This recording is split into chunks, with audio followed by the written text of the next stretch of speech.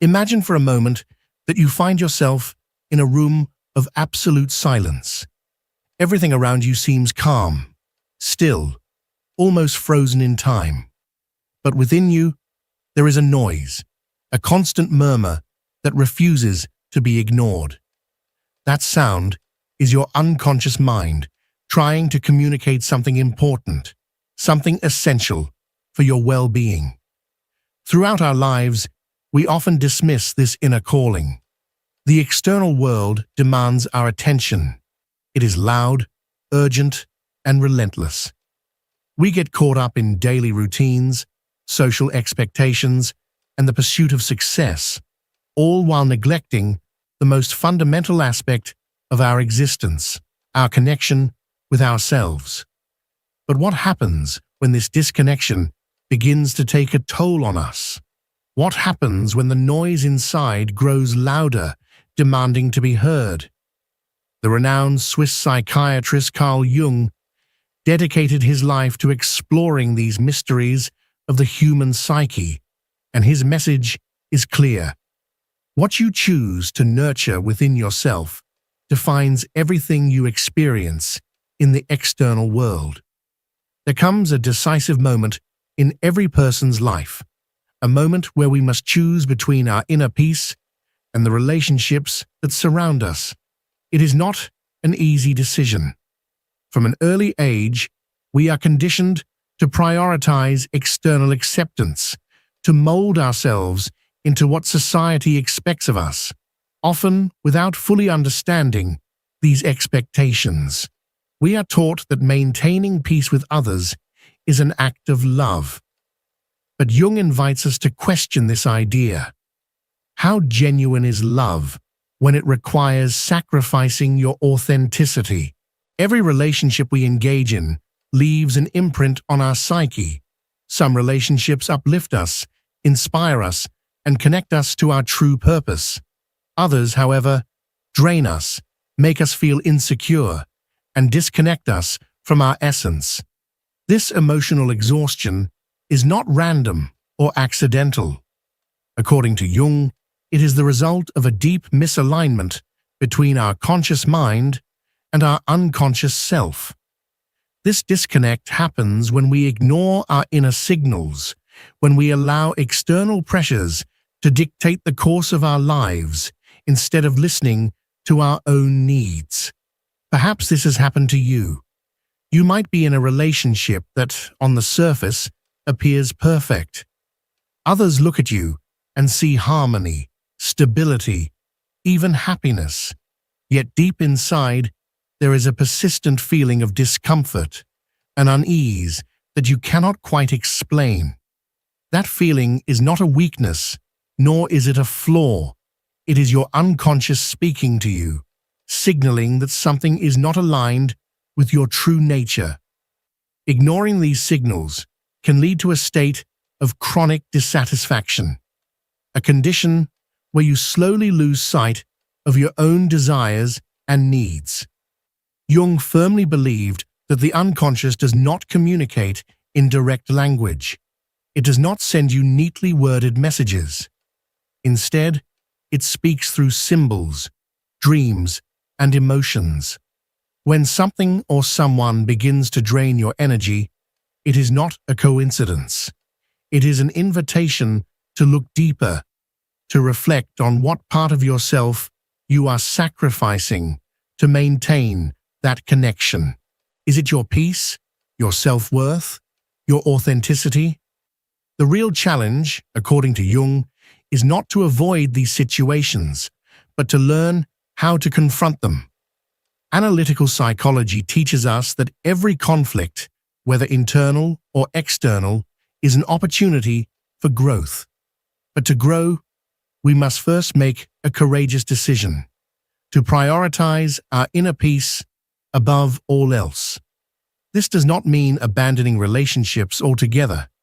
It means learning to set boundaries, to say no when necessary, and to release what no longer serves us. Letting go is not easy. There is a natural resistance to leaving behind the familiar, even when we know it is harmful.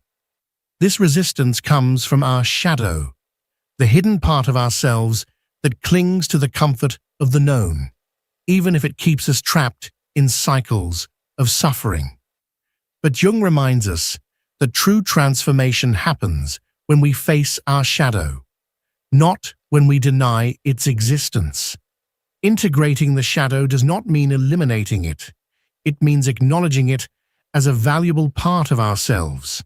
And every time you choose your peace over a relationship that depletes you, you are sending a powerful message to your unconscious. You deserve better. This seemingly small act has a profound impact on how you see yourself and on the kinds of relationships you attract in the future.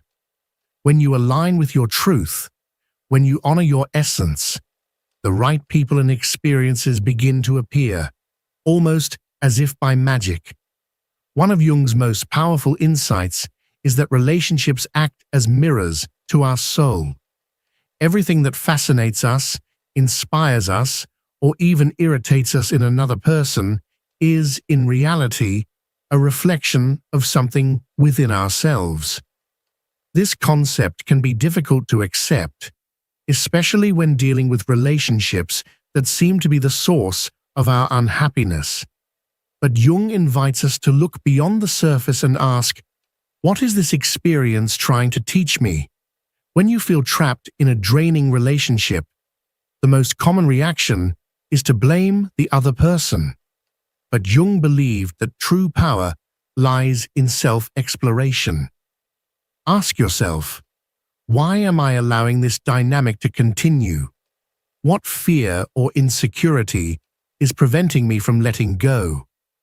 These are not easy questions to answer, but they are essential for unlocking personal growth. The shadow plays a crucial role here. Many times, we are drawn to conflict-ridden relationships because those individuals represent aspects of our own shadow that we have not yet integrated. For example, a controlling partner might be reflecting your own lack of boundaries, while a critical friend might be highlighting an insecurity you carry within yourself. Recognizing these patterns does not mean accepting mistreatment. It means using these experiences as opportunities for transformation. Jung believed that personal growth does not happen in comfort. It happens in confrontation. This does not mean seeking out conflict, but rather having the courage to face uncomfortable truths about ourselves. When you choose your inner peace, you are not just letting go of what does not serve you. You are also facing your deepest fears: fear of emptiness, fear of loneliness, fear of change. Letting go is an act of immense courage. It requires a deep trust that something better is on its way, even if you cannot yet see it. Releasing is one of the most transformative steps in the journey toward authenticity. But letting go does not mean abandoning relationships or important situations. It means freeing yourself from what no longer resonates with who you are becoming.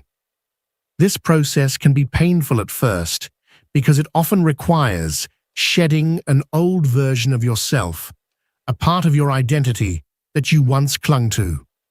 However, in that empty space, in that void where something has been released, lies the greatest opportunity of all, the opportunity to be reborn, to rebuild yourself in a way that is more aligned with your true essence.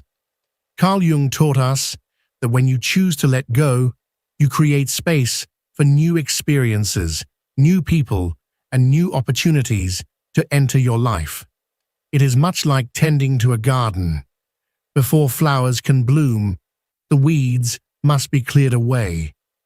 This act of inner cleaning not only transforms your relationships, but also shifts the way you perceive yourself and the world around you. When you choose to prioritize your peace, something powerful happens. You begin to attract people and experiences that reflect that inner state. This is why choosing peace is not about avoiding conflict or running away from difficulties. On the contrary, the most meaningful relationships are often those that challenge us to grow, pushing us beyond our comfort zones. However, there is a crucial difference between a relationship that helps you become the best version of yourself and one that constantly drains your energy and pulls you away from your purpose. The key lies in discerning between the two and taking action accordingly. Jung emphasized the importance of listening to your intuition, that quiet, knowing voice that always has your best interest at heart. Intuition is not irrational. It is the language of the unconscious, a deep and ancient guide that connects you to your most profound truth. But to hear it, you must first learn to silence the external noise, to turn down the volume of distractions and expectations, and instead pay attention to your emotions, your dreams, and the subtle sensations in your body. These are the messages your unconscious uses to communicate what you need to know. When you choose peace, you are strengthening your connection with your intuition. You are sending a message to your unconscious mind that you trust it, that you value its wisdom, and that you are willing to act in alignment with your deepest truth. This choice not only enhances your emotional well-being, but also transforms the quality of your relationships. When you are at peace with yourself, you gain the clarity needed to set boundaries, to communicate effectively, and to attract relationships that are truly nourishing. Jung spoke extensively about the concept of the shadow, the hidden aspects of ourselves that we prefer to ignore because they do not fit the image we want to present to the world. But these suppressed parts of us do not simply disappear. In fact, the more we repress them, the stronger they become, often manifesting in our closest relationships in ways we may not immediately recognize. For instance, if you repeatedly find yourself in relationships where you feel undervalued or unappreciated, it may be a sign that somewhere in your shadow you hold a deeply ingrained belief about your own worth that has not yet been confronted. Perhaps, at some point in your life, you absorbed the idea that you are not deserving of being fully loved or respected. These unconscious beliefs act like magnets, pulling in people and situations that reinforce the same painful narrative. But this is not a punishment. It is an opportunity. It is an invitation to heal, to reframe the way you see yourself, and to shift the story you have been telling yourself for so long. Jung challenges us to do the inner work necessary to integrate the shadow. This is no easy task, but it is profoundly liberating. It requires observing our most uncomfortable emotions, recognizing our repetitive patterns, and examining the dynamics in our relationships. Instead of blaming others or external circumstances, we must ask ourselves, what part of me is creating this reality? What can I learn from this experience? This process of self-exploration does more than just heal old wounds. It also breaks the cycle of reliving the same painful experiences over and over again. Once you begin to acknowledge and make peace with these hidden aspects of yourself, something remarkable happens. The energy you project into the world changes. The people who once seemed to challenge or drain you begin to lose their hold over you. This does not necessarily mean that they change. It means that you change. Your perception of them shifts, and in doing so, you reclaim your power. One of the greatest gifts of choosing peace is clarity. When you are aligned with your true self, you can see with greater precision which relationships support your growth and which ones do not. This does not always mean severing ties abruptly. It means learning how to establish healthy boundaries. Boundaries are not a form of rejection. They are an act of self-love. They are a way of communicating to the world and to yourself that your well-being matters, that your authenticity is non-negotiable, and that you are committed to honoring your inner truth. At first, setting boundaries can feel uncomfortable, especially if you have spent much of your life prioritizing the needs of others over your own. But every time you choose to honor your peace, you reinforce the message that you are worthy of respect, balance, and harmony. And as you continue on this path, you will find that the more aligned you become with your truth, the more naturally the right people, opportunities, and experiences will gravitate towards you. Letting go is never easy, but it is always worth it. Because on the other side of fear, on the other side of uncertainty, there is something far greater waiting for you, the life you were always meant to live. Jung reminds us that true growth often emerges from discomfort. Every time you choose to set a boundary, you are reinforcing your connection with your authentic self. You are affirming your right to live in peace and in alignment with your values. It is crucial to remember that you are not alone in this process. Everyone faces challenges in their relationships and on their journey toward authenticity. Jung spoke about the importance of individuation, a process through which you become the person you are truly meant to be. This transformation is neither linear nor swift. Rather, it is a profound journey that requires patience, self-compassion, and courage.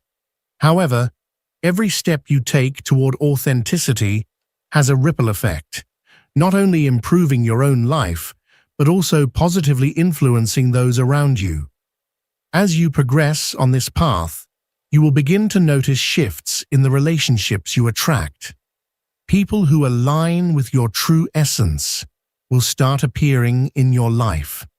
These relationships will not be devoid of challenges, but they will be rooted in mutual respect, support, and shared growth. They will inspire you to become the best version of yourself, rather than demand that you sacrifice parts of who you are just to fit in. Jung also taught us about the power of synchronicity, those moments when it feels as though the universe is conspiring in your favor. These experiences are not mere coincidences. They serve as confirmation that you are on the right path.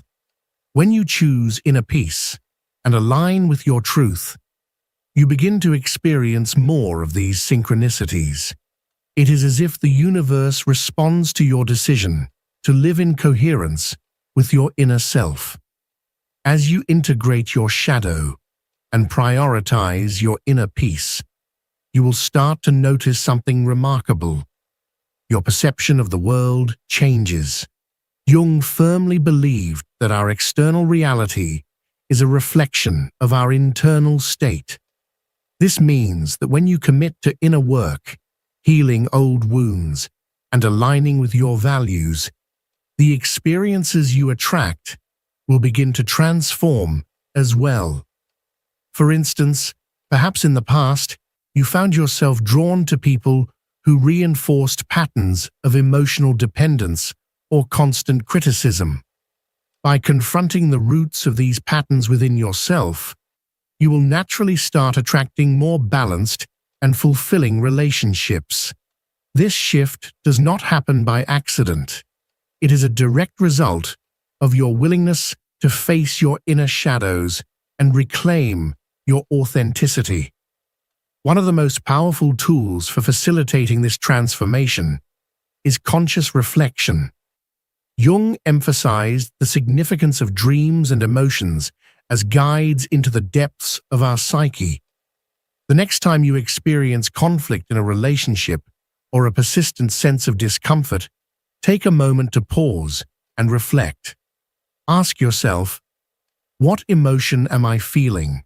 And what is it trying to tell me? What underlying pattern or belief might be influencing my response? By answering these questions, you are building a bridge between your unconscious and your conscious mind. A bridge that is essential for living a more peaceful and fulfilling life.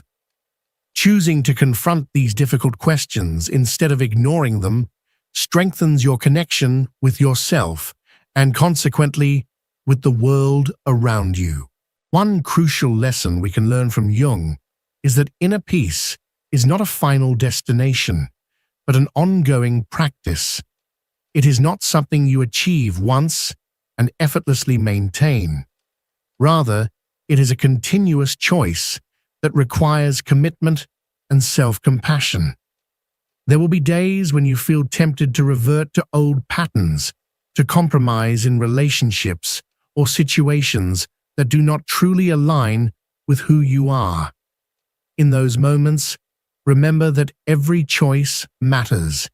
Even the smallest steps toward authenticity have a significant impact. Another transformative practice is learning to trust in synchronicity. When you choose inner peace and align with your truth, you will begin to notice how certain people, opportunities, and experiences arrive in your life at exactly the right moment. Jung described synchronicity as a meaningful connection between seemingly unrelated events. These moments are not random. They are signals affirming that you are moving in the right direction. For example, after letting go of a relationship that no longer served you, you might encounter someone who deeply inspires you, or you might stumble upon an opportunity that perfectly aligns with your values. These experiences are a confirmation that your choices are creating positive changes in your life.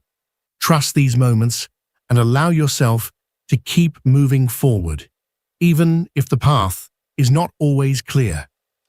When you prioritize your inner peace and commit to personal growth, you also transform the relationships already present in your life. Not all difficult relationships need to end. Some can improve significantly when you shift your perspective. By setting clear boundaries, communicating honestly, and showing up authentically, toxic dynamics can dissolve, making space for healthier connections. However, it is equally important to accept that not all relationships are meant to last. Some people enter your life for a season, to teach you specific lessons or to reflect aspects of yourself that need healing. Letting go of these relationships is not a failure. It is an act of self-love. It is a recognition that you deserve to surround yourself with people who support, inspire, and celebrate your authenticity. When you begin to live in alignment with your true self and choose inner peace over relationships that do not resonate with you, something profound starts to happen. You reconnect with your purpose. Carl Jung spoke of individuation as the profound journey through which a person becomes who they are truly meant to be. This process is not simple, nor is it always comfortable, but it is essential for achieving a life filled with meaning, fulfillment, and authenticity. Individuation requires breaking free from external expectations, societal roles, and the limiting beliefs that have accumulated over time. Instead of merely conforming to what others expect of you, you begin to explore who you really are and what you wish to contribute to the world. This transformative journey not only reshapes your personal life, but also profoundly influences the relationships you choose to maintain.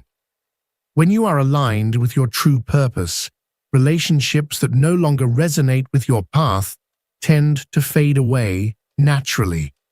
There is no need to force separations or create conflicts. Rather, connections that do not support your growth will naturally lose their place in your life.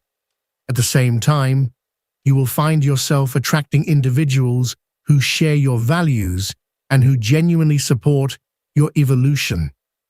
Jung also emphasized the importance of balancing the opposing forces within ourselves. Every human being is a mixture of contradictions, light and shadow, reason and emotion, intuition and logic. Inner conflict arises when we deny a part of ourselves in favor of another. For instance, you may feel drawn to relationships that provide security yet suppress your spontaneity, or to people who challenge you but fail to respect your boundaries. The path to inner peace is not about choosing one over the other, but about integrating these opposites into a harmonious balance that reflects your true self. When you achieve this balance, your relationships undergo a transformation. You no longer seek in others what you cannot find within yourself. Instead of depending on external sources to fill emotional voids, you begin to form relationships from a place of wholeness. A practical example of this process is learning to listen to your emotions without allowing them to control you. Jung believed that emotions are gateways to the unconscious, but he also warned of the dangers of becoming trapped in them. If a particular relationship consistently generates anxiety or frustration, rather than blaming the other person or suppressing your feelings, ask yourself, what is this emotion trying to reveal to me? What aspect of my shadow is being activated in this situation? Answering these questions allows you to make more conscious decisions that are aligned with your truth. This may mean setting boundaries, engaging in difficult conversations, or even letting go of certain relationships. But each time you choose to act from this place of clarity, you strengthen your connection with yourself and cultivate a sense of inner peace that is not dependent on external factors. Synchronicity, as Jung described it, becomes more evident when you align yourself with your true purpose. When you choose peace, you are not just making room for the right people and opportunities to enter your life.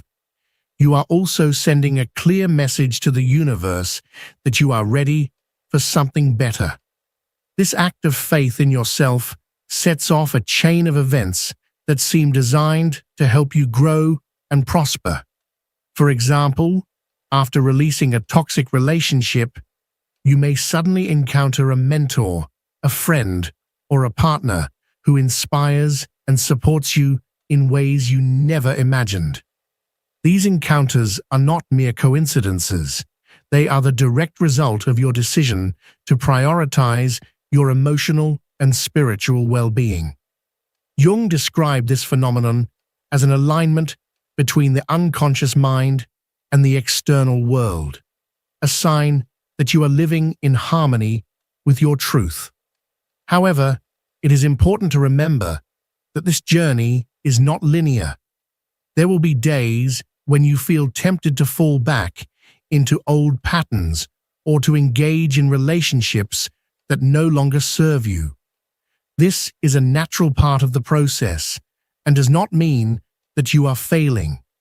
Every decision, no matter how small, that prioritizes your peace contributes to a cumulative effect. Over time, these choices build a solid foundation of authenticity and well-being. Jung also emphasized the crucial role of intuition in decision-making. We often ignore that inner voice because it does not align with logic or external expectations.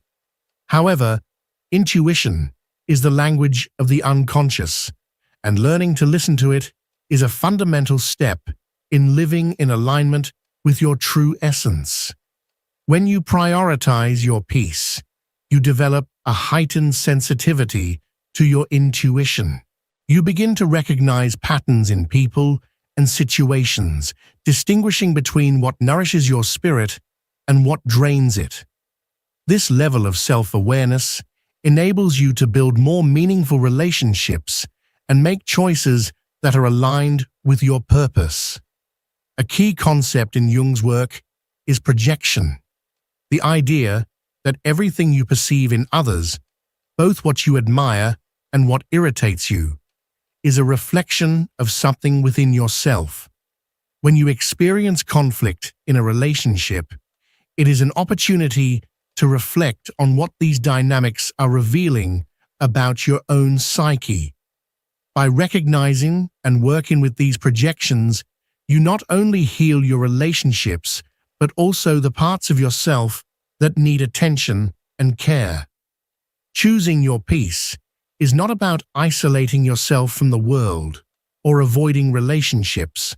Rather, it is about cultivating connections that reflect your authenticity. When you do this, the right people naturally appear in your life, and opportunities that align with your purpose begin to flow effortlessly. This is the transformative power of living in your truth. Jung's message about the impact of choosing peace over any relationship is not just an invitation for personal change. It is a powerful tool for transforming the world around you. Every time you prioritize your emotional and spiritual well-being, you contribute to a more authentic, meaningful, and possibility-filled environment. Now is your moment to take action. Reflect on the relationships and situations in your life that may be pulling you away from your inner peace. Ask yourself, what can I release to make space for what truly resonates with me? Do not underestimate the power of a conscious decision. Even a small step can set off profound changes. If this message has resonated with you, I invite you to be part of this movement toward authenticity and self-discovery. Share this video with someone who needs to hear these words, someone searching for inspiration to choose their peace and live in their truth. Together, we can create a community where Jung's teachings serve as a guide to transforming lives. Leave a comment below and let me know what part of this message touched your heart, or what action you are willing to take to prioritize your peace. Every interaction, whether it's a comment, a like, or a subscription, helps this content reach more people who are also seeking answers.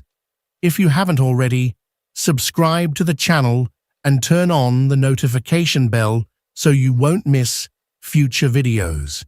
This is just the beginning of a conversation that has the potential to change lives, including yours. Remember, transformation starts with you. By choosing peace, you are not only reshaping your inner world, but also influencing the world around you. Thank you for being part of this community. See you in the next video. Your authenticity is the greatest gift you can offer the world.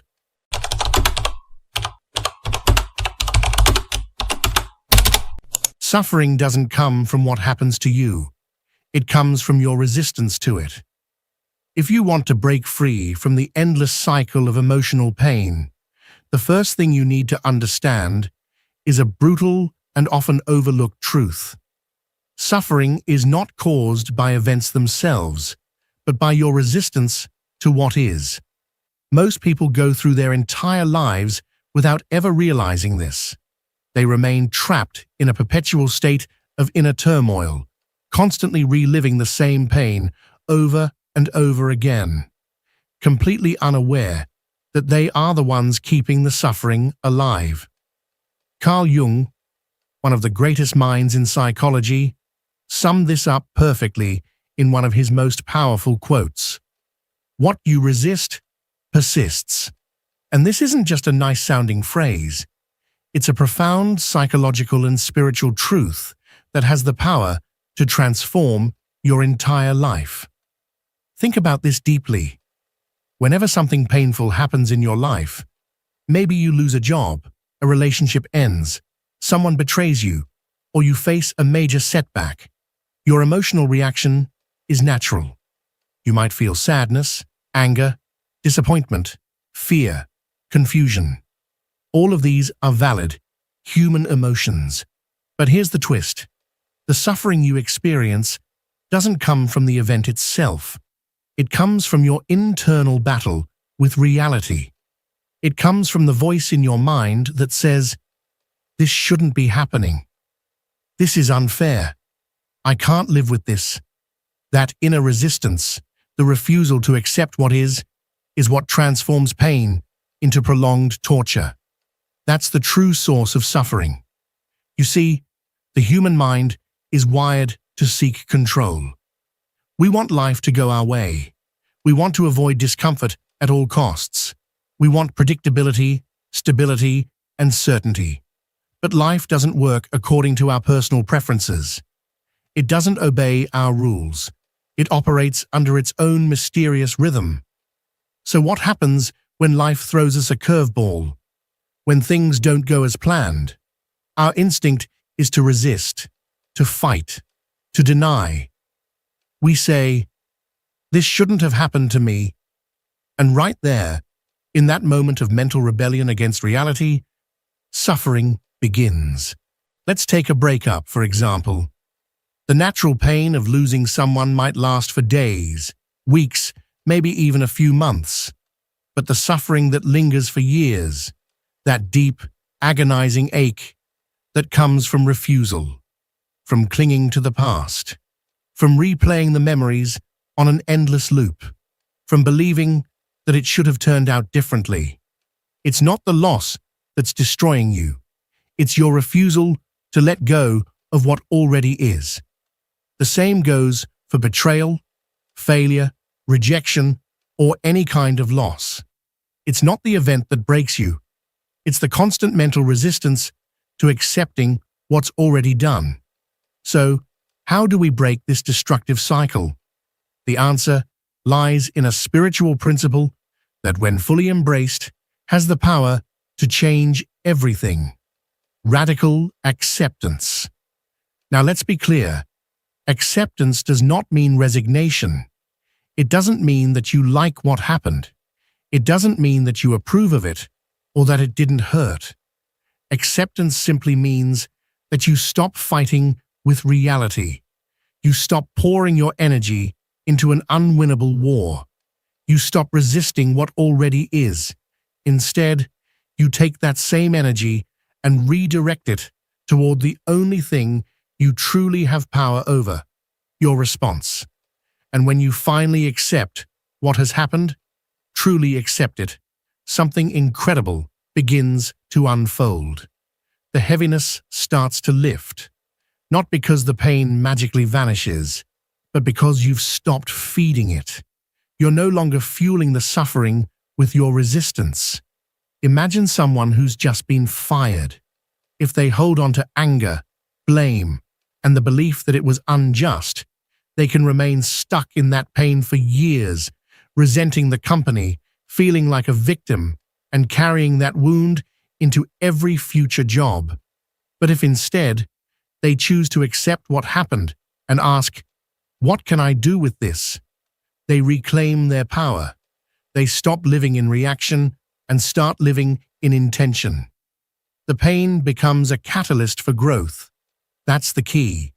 It all comes down to your perception.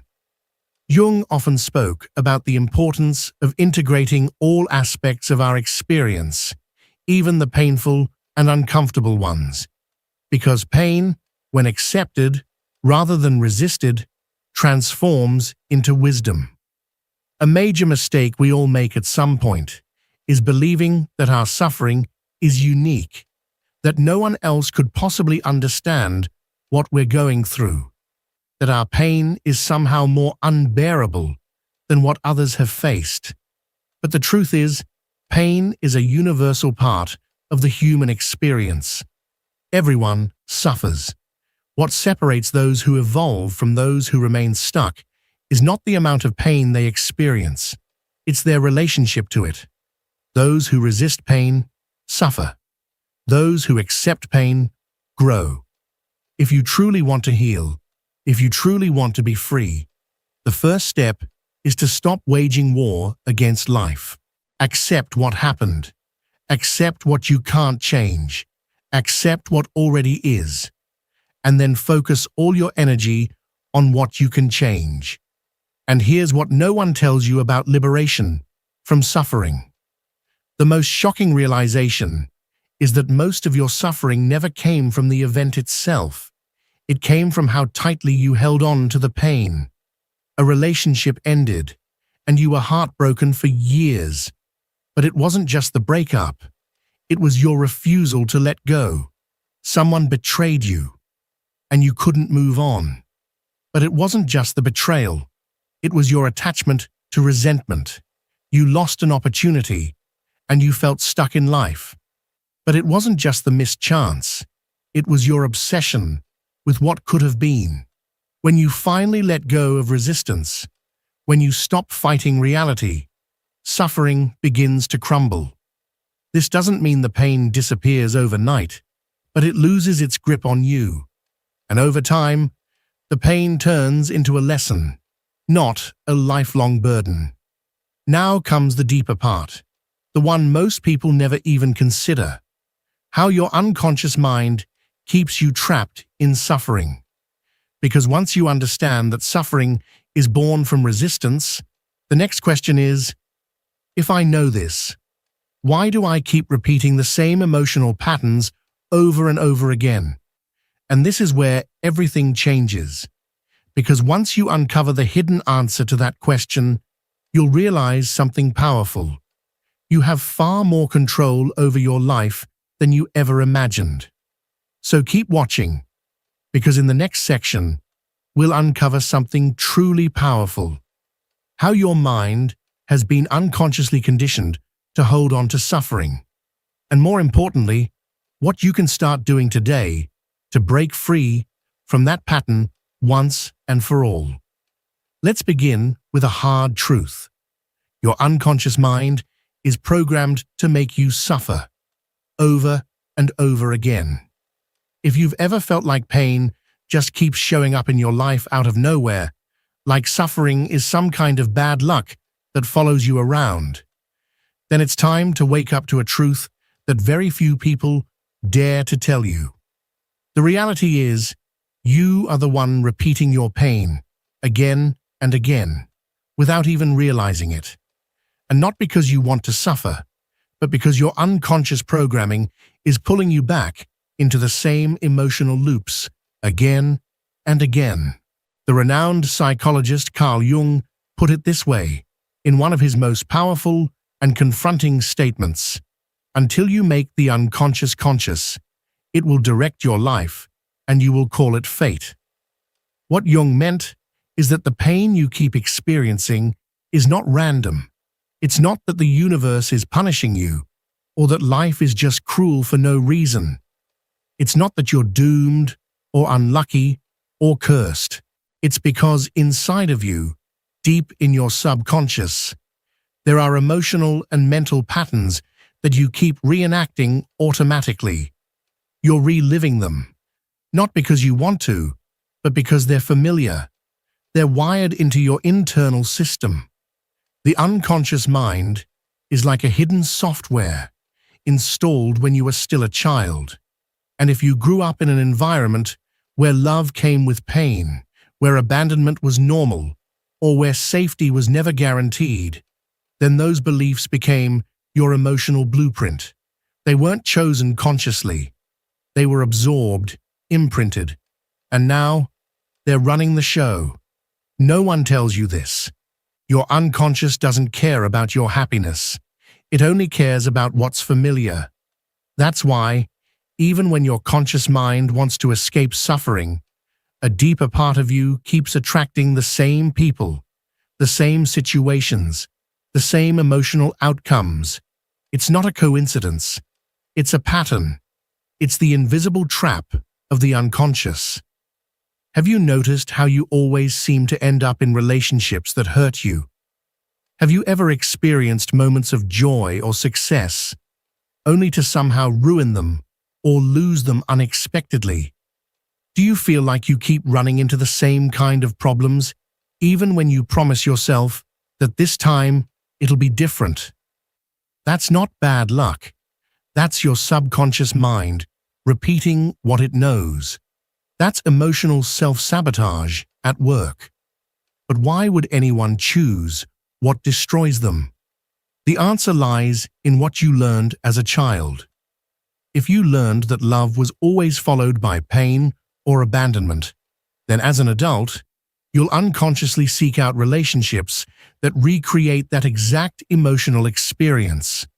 Not because you want to suffer, but because that version of love is what your nervous system understands. It feels familiar. And in the mind's twisted logic, familiar equals safe, even if it hurts. If you experienced rejection, humiliation, or neglect when you were young, then today you might avoid opportunities, relationships, or dreams, because a part of you is terrified that the same pain will return. You may stay where it's safe, even if that means staying in a cycle of pain. And here's the part that hits the hardest. As long as you don't become aware of these patterns, you will repeat them for the rest of your life. And you'll call it destiny. You'll say things like, "Why do I always end up with the same kind of person? Why does my life never really change? Why does everything always go wrong for me?" But the truth is, it's not life. It's not fate. It's not the universe working against you. It's you, reenacting the script that was written inside of you long ago. So how do you break this unconscious pattern of suffering? Here comes the key. You cannot change what you cannot see. If you truly want to end the cycle of emotional pain, the very first step is to recognize the pattern you've been unconsciously living. You need to bring it into the light. Start by asking yourself a few deeply honest questions. What has been the dominant emotion in my life? Rejection, abandonment, betrayal, frustration, fear? What kind of relationships or situations do I keep attracting? What story am I telling myself about who I am and what the world is? When you answer these questions truthfully, something incredible happens. You begin to realize that the suffering you've been experiencing hasn't been coming from the outside. It's been coming from within you. You've been projecting it onto the world, again and again, without realizing it. And that is the moment when everything starts to change. Breaking the cycle of emotional pain doesn't mean you'll never feel sadness, anger, or frustration again. Those emotions are part of being human. But what it does mean is that you'll no longer be a prisoner of a hidden pattern that controls you without your awareness. Because the moment you become conscious of your unconscious programming, you stop being its slave. You can't avoid all pain in life, but you can stop recycling it. You can stop perpetuating it.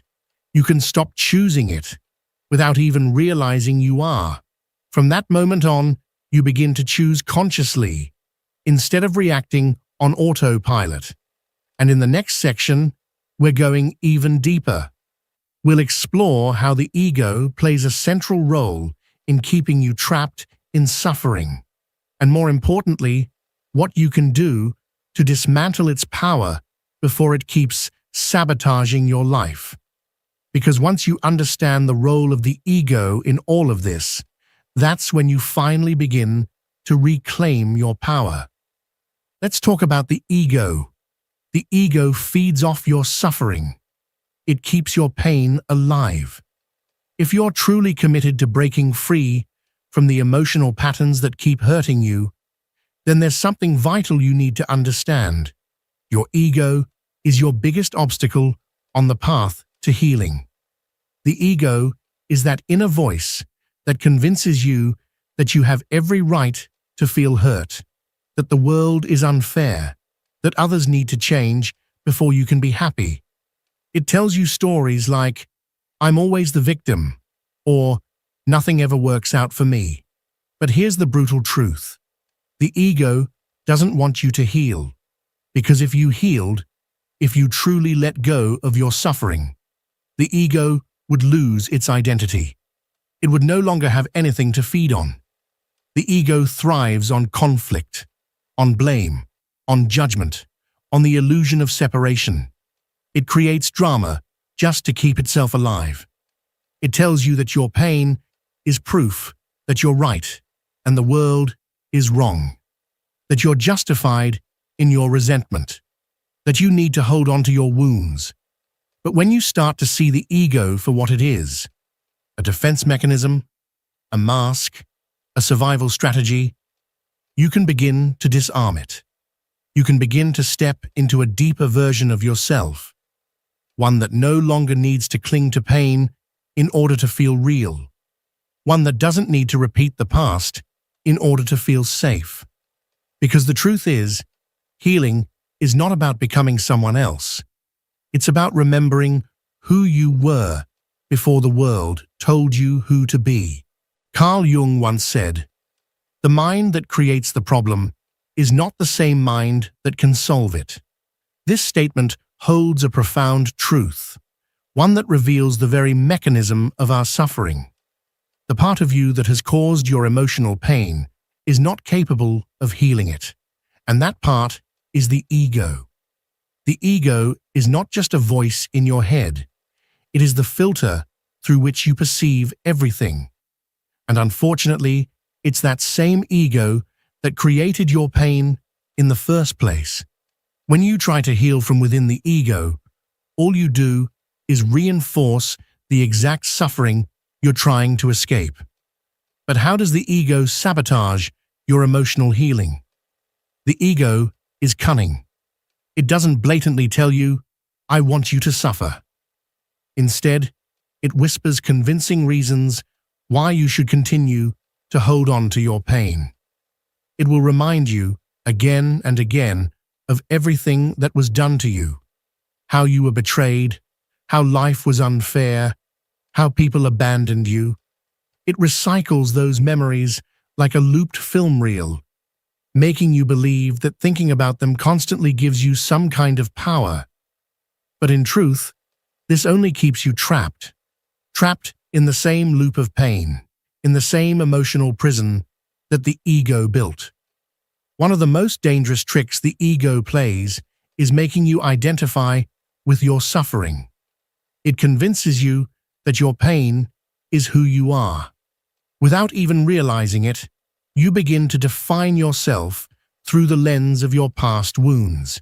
You start saying things like, "I'm always betrayed," "People always leave me," "This always happens to me." And each time you say it, each time you think it, you carve that identity deeper into your psyche. You unknowingly become loyal to your pain. The ego will also try to convince you that the problem lies outside of you. It tells you that your pain is someone else's fault, that life owes you something, that your circumstances need to change before you can feel okay again. And this is the perfect trap, because if the solution is always external, then you never have to take ownership of your healing. You remain in a state of waiting for an apology, for justice, for someone to save you. And as long as you're waiting, you're not moving, you're not evolving, you're stuck. You see, the ego feeds on conflict, comparison, and old wounds that never quite heal, because the ego itself keeps scratching at them until they bleed again. It thrives when you dwell on what went wrong. It keeps you in a cycle of self-pity, resentment, and blame. It convinces you that you are powerless. This is where the trap of victimhood begins. One of the most subtle and dangerous ways the ego keeps you weak is through the identity of the victim. When you fall into victimhood, you start believing that everything bad that happens to you is because of others, other people, bad luck, cruel fate. And while it might feel like you're protecting yourself by blaming the outside world, what you're actually doing is surrendering your personal power.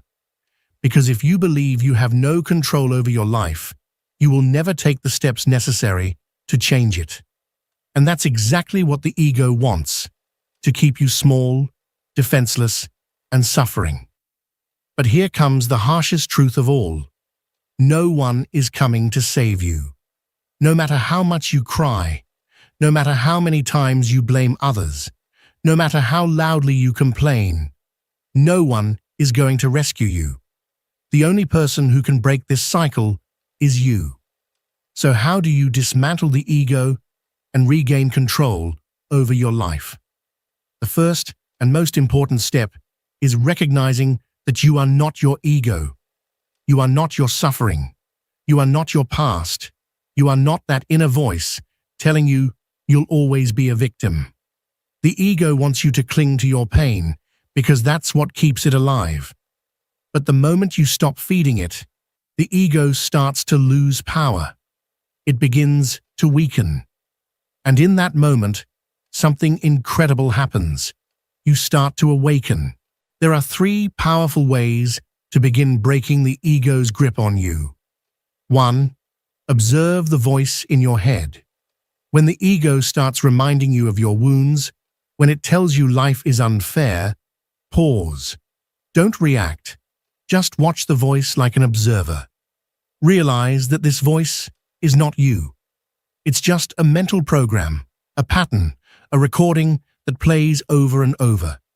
The more you observe it without identifying with it, the less control it has. 2. Stop feeding the story of suffering.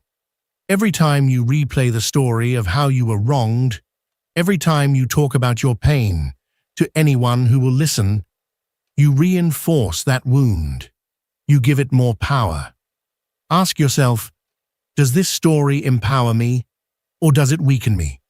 If it weakens you, let it go. Stop rehearsing your pain. 3. Do the opposite of what the ego wants. The ego wants you to react, to lash out, to hold grudges, to stay angry. But when you respond with calm, with detachment, with acceptance, you disarm the ego. You take back your power. The moment you begin to see the ego for what it truly is, its control starts to crumble. You stop feeling the need to hold on to pain. You stop needing outside validation. You stop identifying as a victim of your circumstances. And in that clarity, you realize something powerful. The suffering never truly came from what happened to you. The pain was real, yes. But the story the ego built around that pain is what kept you trapped. And now, we move to one of the most transformative truths about emotional healing. Pain does not go away by fighting it. It begins to dissolve when you embrace it in a completely different way. This is the part no one teaches us. We're told from a young age to avoid pain at all costs. Don't cry. Be strong. Don't show weakness. So we learn to repress it, to deny it, to run from it. But the truth is, what you resist persists. The more you try to suppress emotional pain, the more power it gains over you. Repressed pain doesn't disappear. It buries itself deep in your mind, in your body, in your behavior. It becomes chronic anxiety. It becomes unexplainable anger. It becomes numbness. And the more you refuse to feel it, the deeper it roots itself in your subconscious. Carl Jung understood this better than anyone. He said, "One does not become enlightened by imagining figures of light, but by making the darkness conscious. You cannot heal by ignoring your pain. You must face it, completely, honestly, and without resistance. Think of pain like a force.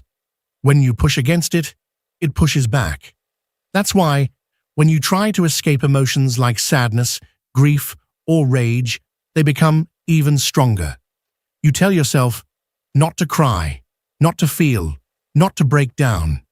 You distract yourself with work, with social media, with anything that keeps you from sitting with yourself. But when you're finally alone, when the noise stops, the pain comes rushing back even harder. You blame others. You blame life. You tell yourself that the pain is their fault.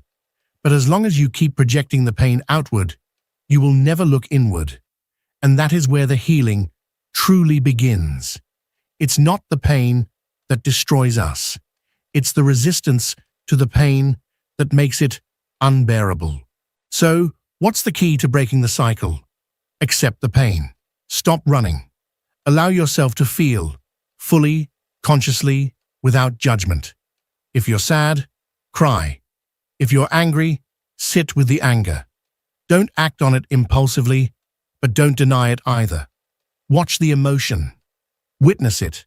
Feel it move through your body, and something incredible will begin to happen. When you stop resisting pain and start welcoming it as a natural human experience, it starts to lose its grip. The monster in your mind begins to shrink. And here's the most beautiful truth of all. Nothing lasts forever. Every emotion, no matter how intense, is temporary. Every wave of suffering will pass, if you allow it to. But when you resist it, when you keep dragging the story with you, you stretch the suffering far beyond what's necessary. Healing doesn't happen in the future. It happens in the now. In the moment you decide to stop running from yourself and start embracing everything you are, wounds and all. That's when you begin to truly transform. Carl Jung spoke deeply about the importance of inner transformation, and one of the central truths of that journey is the understanding of impermanence. Nothing lasts forever, not joy, not pain. Everything is in constant motion. Just like pleasure, pain is temporary. It does not define you, and it is not eternal. Think back to the last time you went through a difficult moment. At that time, it may have felt like you were trapped in a storm that would never end. You may have felt hopeless, exhausted, as though you'd never escape. But somehow, you did. You're here now, wiser, more experienced, with new perspectives. You made it through. And the same thing will happen with whatever pain you're going through now. This too shall pass. The storm will calm, and the sun will rise again. So how do we begin to radically accept pain instead of being consumed by it? How do we stop being slaves to our own suffering? There are steps you can begin to practice right now. Powerful tools to reclaim your emotional freedom and step into your inner strength. First, stop judging your pain. Don't label it. Don't overanalyze it. Don't ask yourself, why am I feeling like this?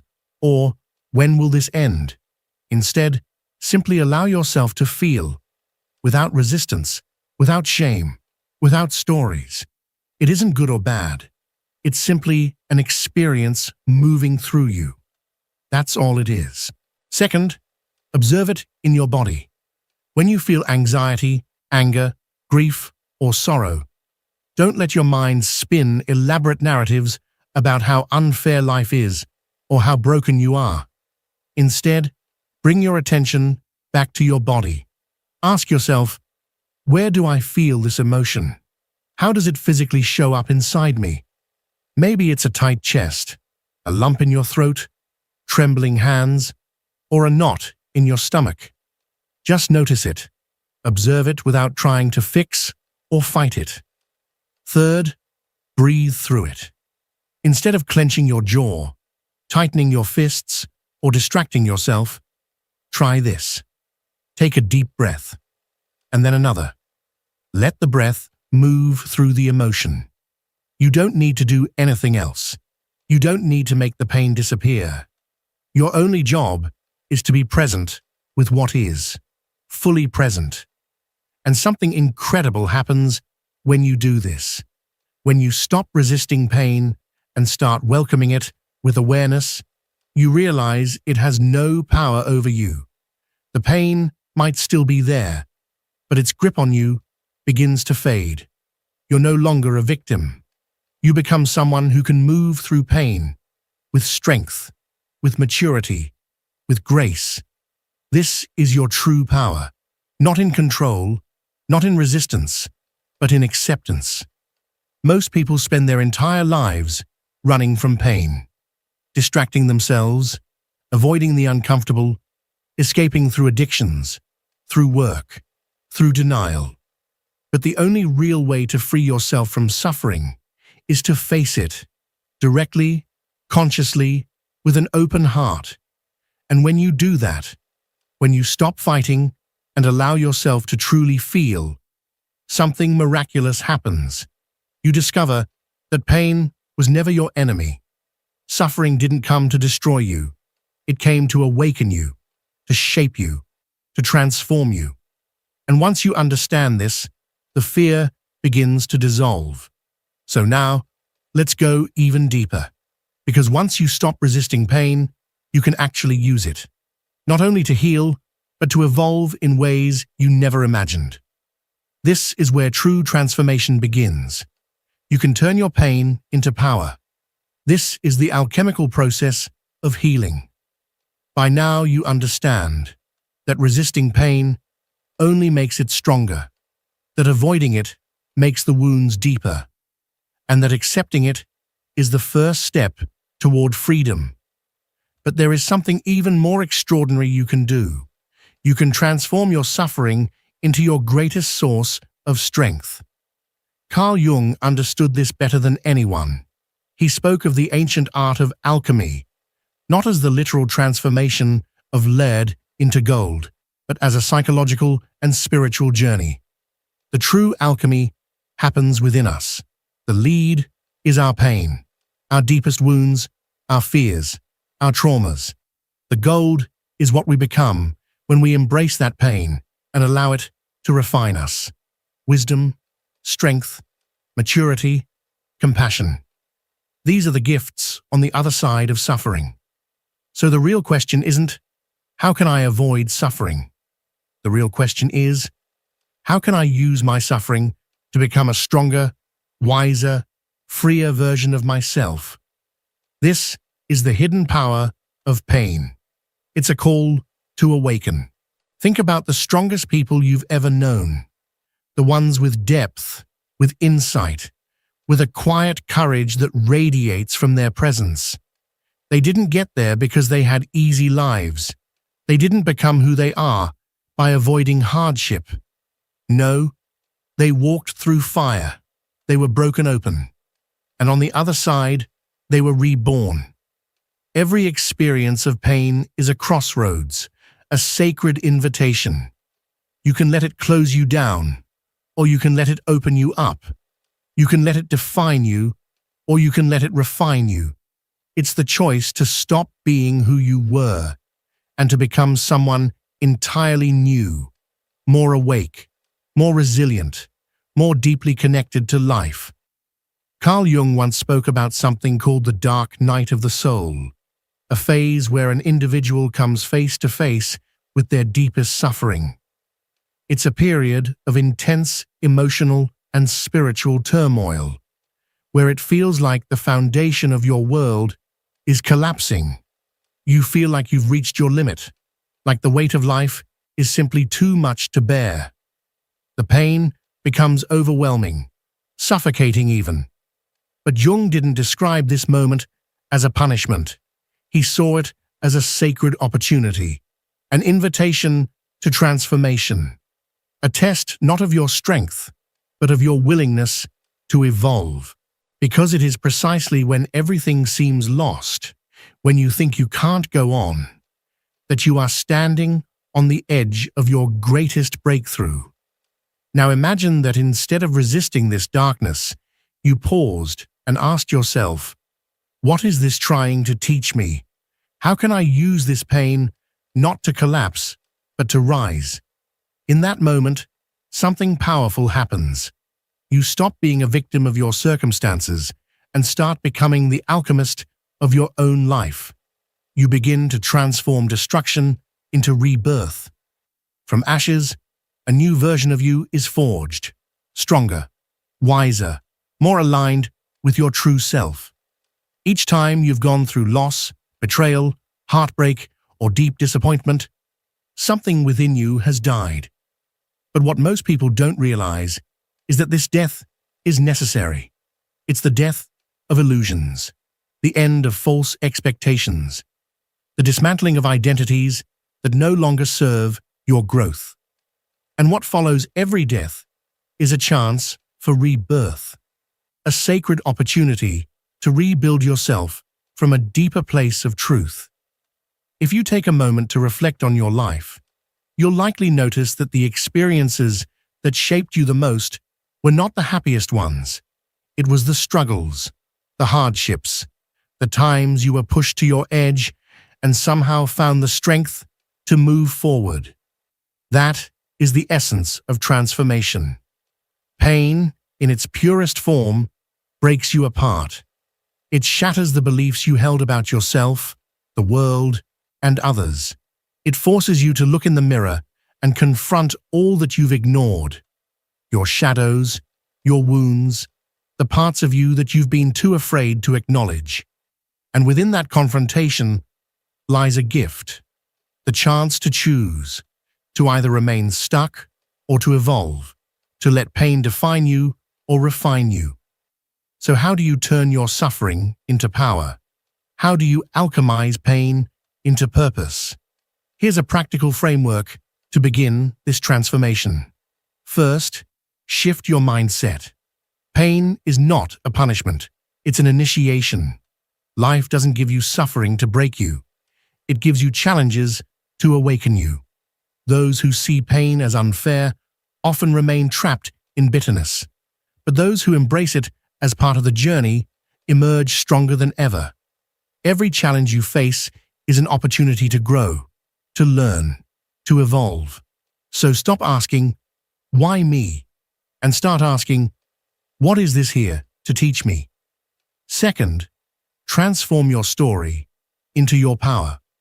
Look at those who have been through immense suffering, yet have managed to turn their pain into a force for good. People who were rejected and learned to validate themselves. People who were betrayed and discovered the strength of trusting their intuition. People who hit rock bottom and uncovered a power they never knew existed. Your story is uniquely yours, but how you use it is entirely up to you. Third, let pain fuel your purpose. Pain can either destroy you or drive you. It's your decision. If someone hurt you, don't dwell in resentment. Use it as a fire to rise. If life feels unfair, show the world how you can overcome. If you've experienced loss, fill the emptiness with meaning. The most successful people in the world didn't get there because they avoided pain. They got there because they used their pain as a launching pad to greatness. And then comes the final stage, turning pain into wisdom. When you've walked through suffering and truly learned from it, something remarkable happens. You become unshakable. You stop reacting to the negativity of others because you understand that their projections are not yours to carry. You no longer fear pain because you faced it and survived. In fact, you've emerged stronger, wiser, more grounded in your truth. You become a person with an undeniable presence, someone who radiates quiet strength because you've been through darkness and found your own light. This is what Jung referred to as individuation, the sacred process of becoming who you truly are, without masks, without fear, without needing anything external to validate your worth. And when you reach this point, the emotional cycle of pain begins to dissolve.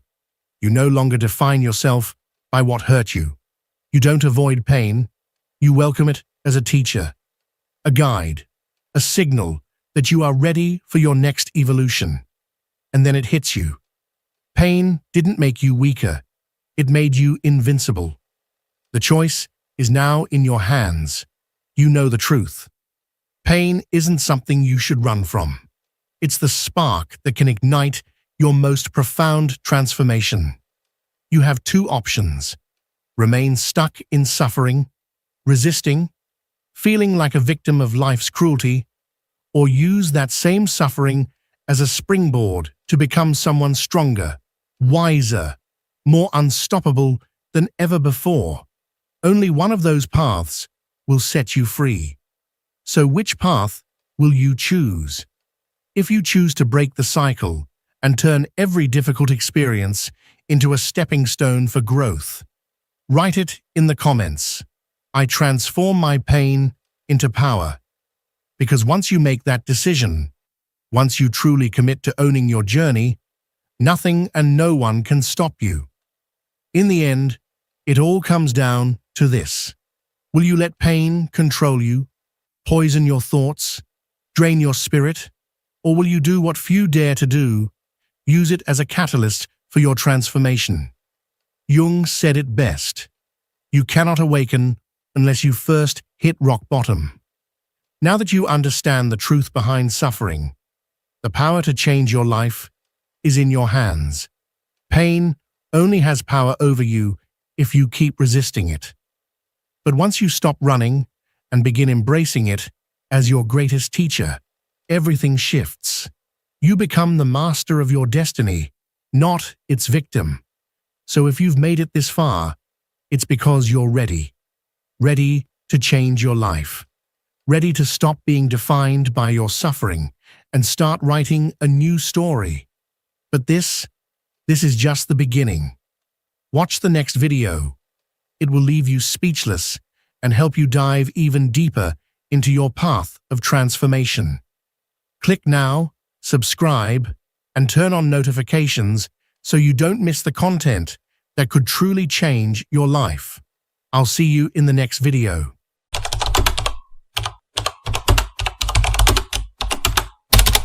Have you ever asked yourself why certain desires scare you?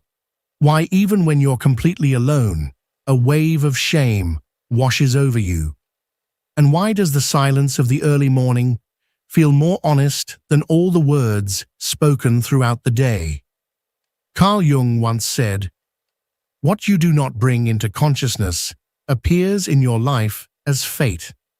But what if your fate is being shaped by something you pretend doesn't exist? Something you've repressed so thoroughly that you can't even tell whether it's a desire or a fear. Every one of us carries a hidden version of ourselves, a version that remains unspoken, tucked away in the shadows. It's not the self we present to the world. It's a darker self, pulsing with emotion, intensity, and erotic energy, but not in the shallow, overexposed way we've come to associate with the word. It's a raw, primal kind of sexuality, one that has nothing to do with the instant gratification we're bombarded with on screens. This force lives beyond our conditioned morality, beyond the rigid definitions of good and bad. This isn't about what you want. This is about what you can't bear to want. Maybe you've never said it out loud. Maybe you've laughed to hide it. Maybe you've prayed to forget it. But it's still there. That part of you didn't disappear. It stayed alive. And it's watching you. In this video, we're going to open a door that most people avoid their entire lives, not for curiosity's sake, but to reclaim what was once exiled. We'll explore your sexual shadow, not as something pathological, not as something broken, but as a map, a brutal and honest map leading to the deepest self-awareness you're capable of. And maybe, just maybe, by the end of this journey, you'll realize that the part of you that frightened you the most was the one longing the most to be embraced. Close your eyes for a moment. Breathe deeply. There's no rush. What we're about to touch isn't just a theory. It's you. It's the part of you you've tried to bury in darkness.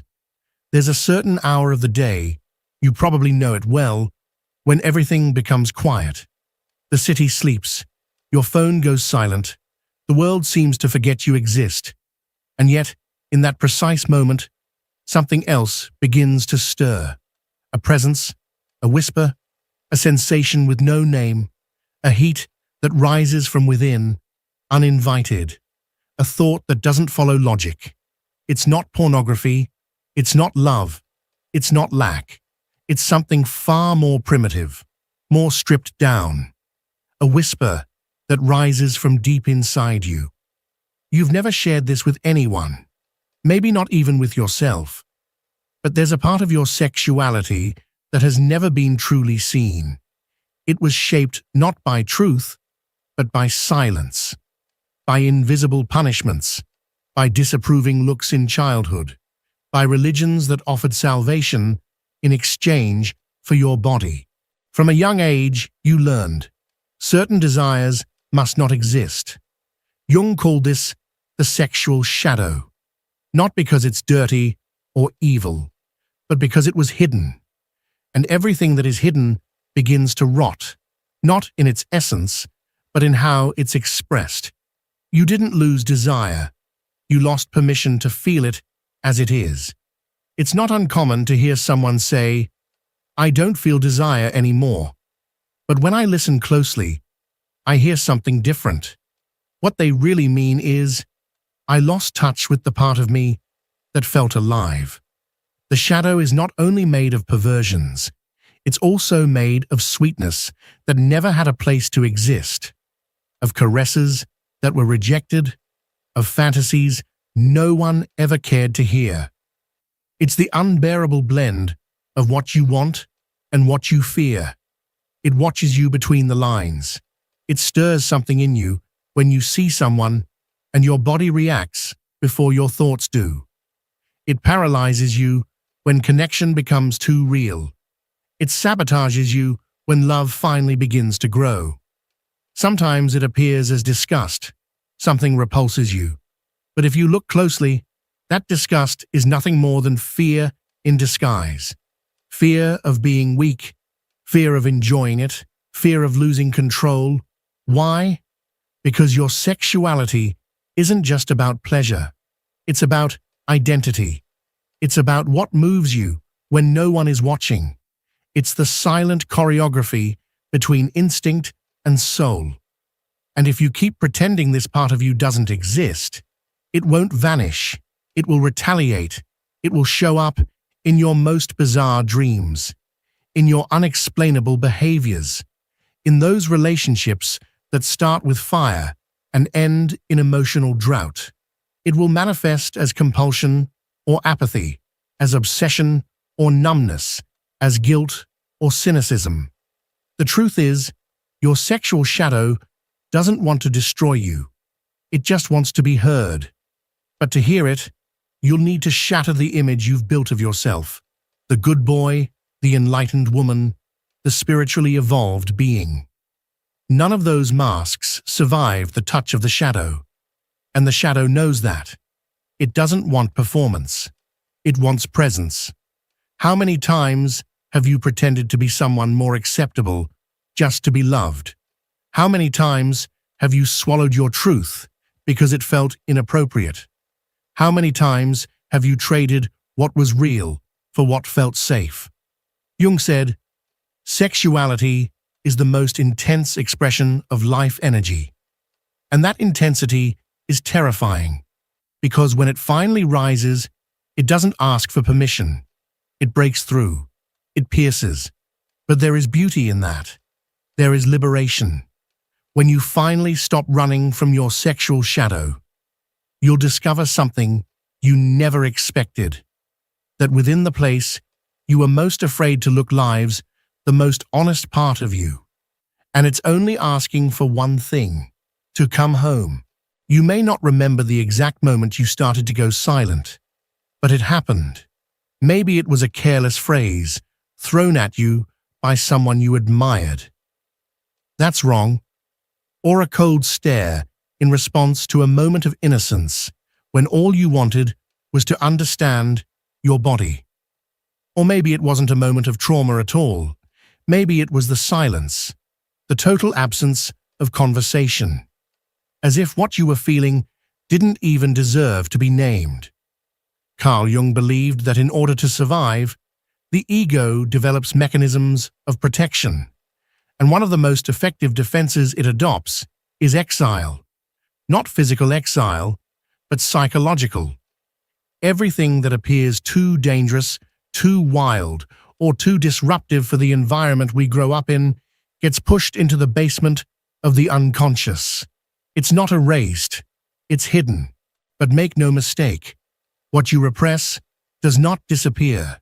It merely transforms. Desire that is buried doesn't become peace. It mutates into symptoms, into restlessness, into strange habits you call vices or phases, into apathy disguised as indifference, into an inner discomfort that you try to silence with endless distractions, scrolling through social media, binge eating, seeking dopamine hits, anything that keeps you away from yourself. Shame is the prison that's built when desire crashes against a moral wall. And the higher that wall, the more fragmented you become. You start to live in fragments. One part of you feels, another judges what you feel, and yet another tries to hide them both. You begin to perform life instead of living it. On the outside, you're the well-adjusted person, rational, calm, collected. But inside, you're a volcano of unvalidated emotions, whispering in symbols and metaphors, waiting to erupt in the most unexpected ways.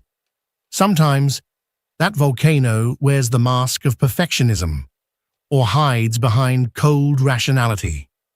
Sometimes it shows up as emotional numbness that you've convinced yourself is maturity. But the truth is much simpler and far more brutal.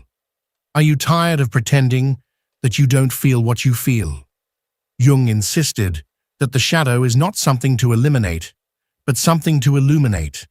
And perhaps the most difficult part of that shadow to face is the sexual shadow, because it carries not only instinct, but also generations of guilt, cultural guilt, religious guilt, ancestral shame. Voices whispering, to be worthy of love, you must be pure. But here's the paradox. No one can truly love what stays hidden in the dark.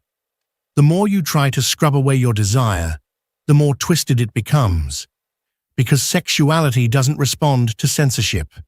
It rebels. It is the cry of the body, not the monologue of the mind. And when that cry is silenced, it returns in the form of obsession. Not with pleasure, but with the very thing you are told not to feel. This is the most perverse mechanism of the psyche. You disconnect from the original source of your desire and begin to seek replacements, cheap, hollow substitutes that never satisfy. Disposable relationships, empty fantasies, sensory overloads that numb rather than awaken. Because the desire is no longer whole. It has been distorted. Have you ever stopped to ask yourself, how many of your sexual decisions were really desperate attempts to reconnect with your own soul? How many times did you give yourself away, not out of freedom, but out of fear of feeling nothing at all? Shame creates a cruel paradox. You crave, but hate yourself for craving. You search, but sabotage what you find. You touch, but disconnect while doing so. Slowly, you become accustomed to half living, half awake, half numb. That's what fragmentation is. And it doesn't start in adulthood. It begins with the child, who learned far too early that the body is dangerous, that impulses are shameful, that surrender is weakness. That child still lives in you. And that child doesn't need punishment. That child needs to be heard, without mockery, without theology built on guilt, without the spiritual arrogance that suggests desire is inferior to the soul. Because in truth, Desire is the language of the soul. You've just forgotten how to speak it. Relearning that language hurts. It demands that you stop running. It asks you to feel what you've avoided for years. It forces you to confront not the desire itself, but the pain of having abandoned yourself for the sake of being accepted. The sexual shadow only becomes a monster when treated as the enemy. But if you sit with it, listen to it, really listen, you'll discover something profound. It doesn't want to destroy your life. It wants to give it back to you. Maybe that's why, in the middle of certain nights, you feel an emptiness that no distraction can fill. Because what you're missing is not pleasure, it's integration. And the path back to yourself begins with one brutal, soul-cracking question. What part of me did I have to kill to be loved? When you answer that, something breaks. And in that breaking, the healing begins.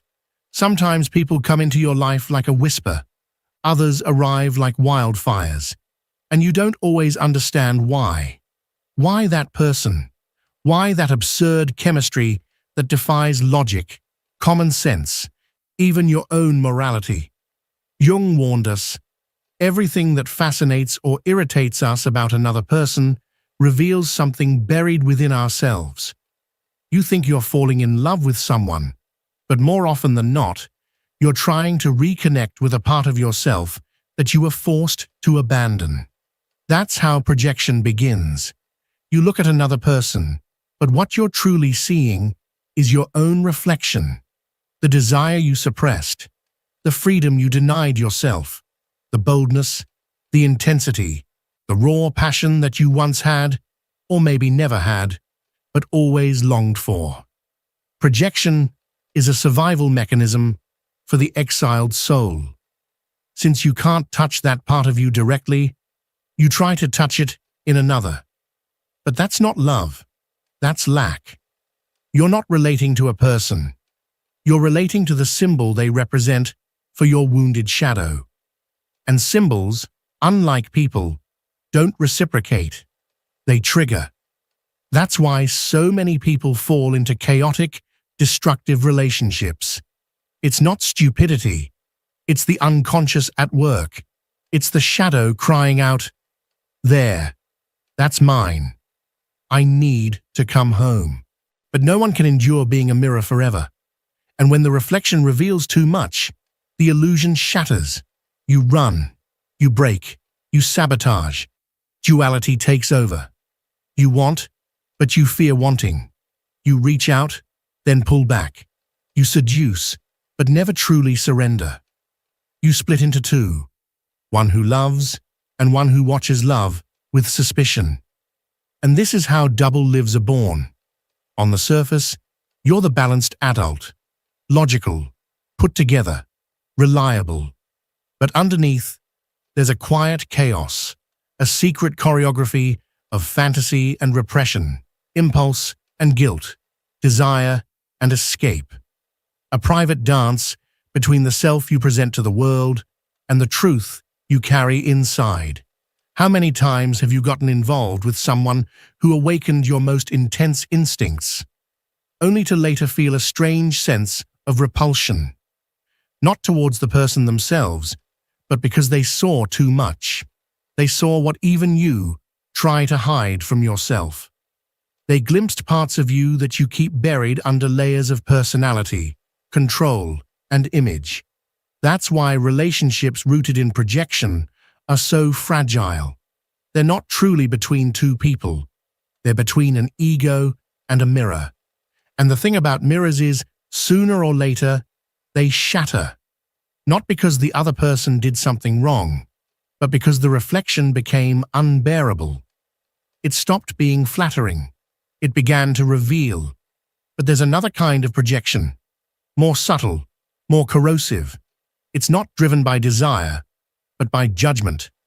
You know that person who deeply unsettles you, the one who seems too vulgar, too wild, too free, too sensual, the one you instinctively criticize.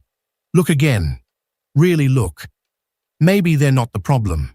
Maybe they're simply expressing something you've always longed to feel, but were taught to suppress. That person isn't your enemy. They're the messenger of your shadow.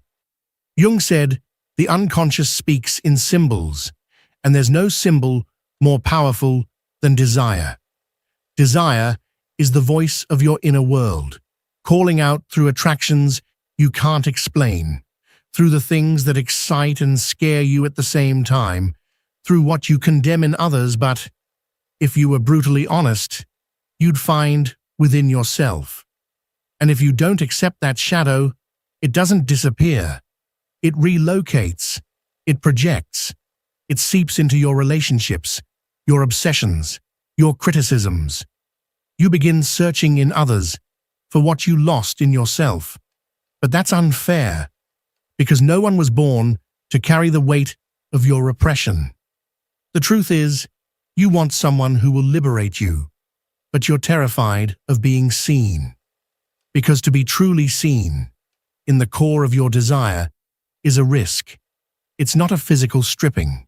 It's the removal of your persona, the mask you wear to stay acceptable, likable, safe. That mask is convenient, even comforting, but it's not real. And how many relationships have you sabotaged because you were afraid of feeling too much? How many people did you push away because what you had with them exposed too much of yourself? How often have you hidden behind cynicism, sarcasm, or emotional detachment just to avoid the raw vulnerability of wanting with an open heart? Sexual shadow, when not embraced, decays from the inside and seduces from the outside. You become desirable but inaccessible, physically present but emotionally absent. You reach out to touch but never allow yourself to be touched. And here lies the paradox. You crave intensity but fear the abyss. You want connection but fear being unveiled. You long for pleasure but dread losing control. So you start living a double life and call it balance. But that's not balance. That's fragmentation. True balance is when desire and consciousness coexist. It's when you no longer need to hide in others or reflect yourself onto them. It's when you look in the mirror and see not only the version of you the world accepts, but also the parts it never knew existed. And still, that is you. Integration begins the moment you stop seeking in others what you've abandoned in yourself. So ask yourself, who in your life was a mirror of your shadow? Who did you love not for who they were, but for what they represented? And who did you judge for touching a part of you that you were never allowed to be? When you answer these questions with ruthless honesty, projection dissolves, and in its place, something new arises, a real encounter. You spent your life trying to be someone acceptable, someone polished, someone appropriate, and in the process, you left entire parts of yourself behind, parts that now call to you, not with words, but with discomfort, with restlessness, with a deep ache you can't quite name. That's what Jung meant when he said, "One does not become enlightened by imagining figures of light, but by making the darkness conscious." This is not about transcending desire, it's about walking through it. The sacred doesn't lie outside of desire, it lives right at its center. But to reach it, you need courage. Courage to make contact with your own truth, not the truth you post on social media, not the polished one you present in perfectly structured conversations. I'm talking about the truth that still trembles inside of you, the one that hasn't yet found words, the one that lives behind your eyes, in your pulse. And have you ever noticed how exhausting it is to live fragmented, to censor every thought, to control every urge, to smile when all you want is to scream, to fake calm while inside everything is collapsing? That exhaustion isn't physical, it's existential. It's your soul crying out, You forgot me. And in that forgetting, you buried more than desire. You buried the life force itself, the very energy that lets you feel, create, breathe, love. Jung believed that repressing sexuality doesn't just suppress pleasure, it damages the soul. Because sexual energy is symbolic. It is the archetypal fire of life-seeking expression through you. When that energy is silenced, everything begins to empty. Creativity dries up. Relationships turn cold. Spirituality becomes a hollow ritual. And life becomes maintenance. You wake up, do what you must, smile so others won't worry, and go to bed with a hollow you can't explain, a void no achievement seems to fill. But here's the truth. That emptiness is not your enemy. It's your compass. It's guiding you back to what you've lost, back to your aliveness. And maybe, just maybe, if you dare to follow it, not run from it, you'll find not just the parts you buried, but the wholeness you've always craved. But there is another path, one that doesn't begin with struggle or resistance, but with an almost unthinkable gesture. Sitting down with your shadow. Not to obey it, not to give in to its every whim, but simply to listen, to truly hear what it has been trying to say all these years, to understand where it comes from, to hold space for the parts of yourself that were silenced long ago. Perhaps it will speak of a childhood where desire became dangerous, where expressing yourself meant risking rejection or punishment. Maybe it will bring back memories you swore you buried forever. Memories that still linger, quietly shaping your choices and your fears. Maybe it will reveal that what you once called freedom was just a carefully disguised escape. That what you thought was emotional maturity was in truth a subtle form of anesthesia. And in that moment, something shifts. Because when the shadow is finally heard, it begins to change. It stops being a destructive impulse and starts becoming a message. It ceases to be compulsion and transforms into awareness.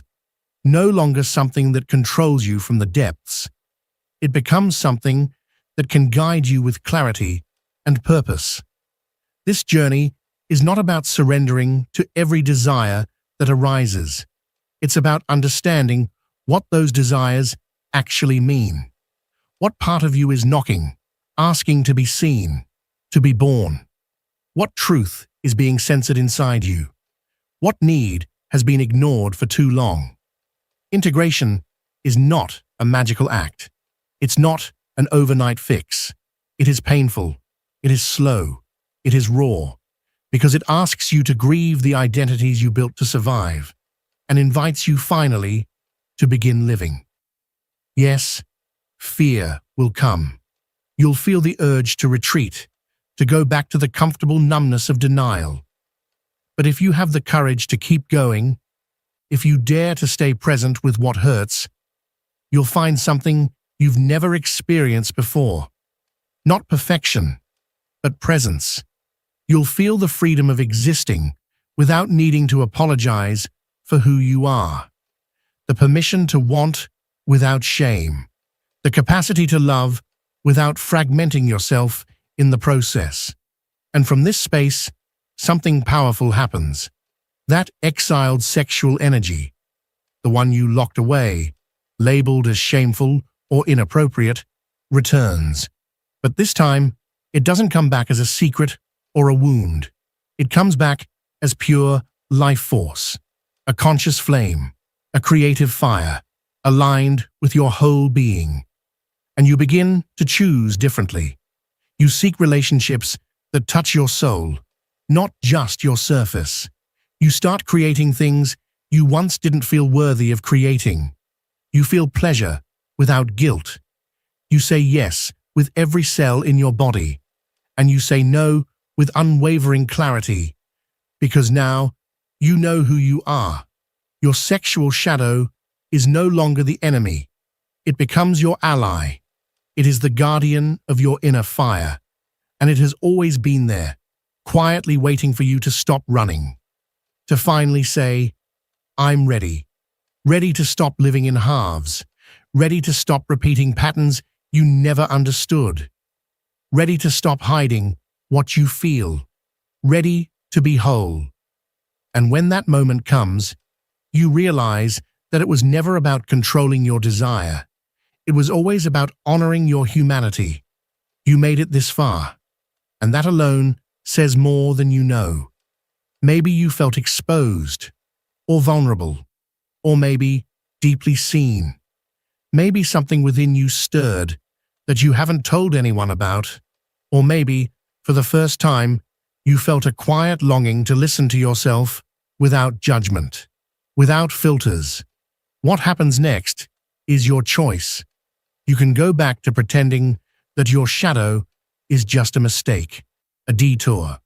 You can return to the surface of life, where everything appears functional, clean, acceptable, and hollow.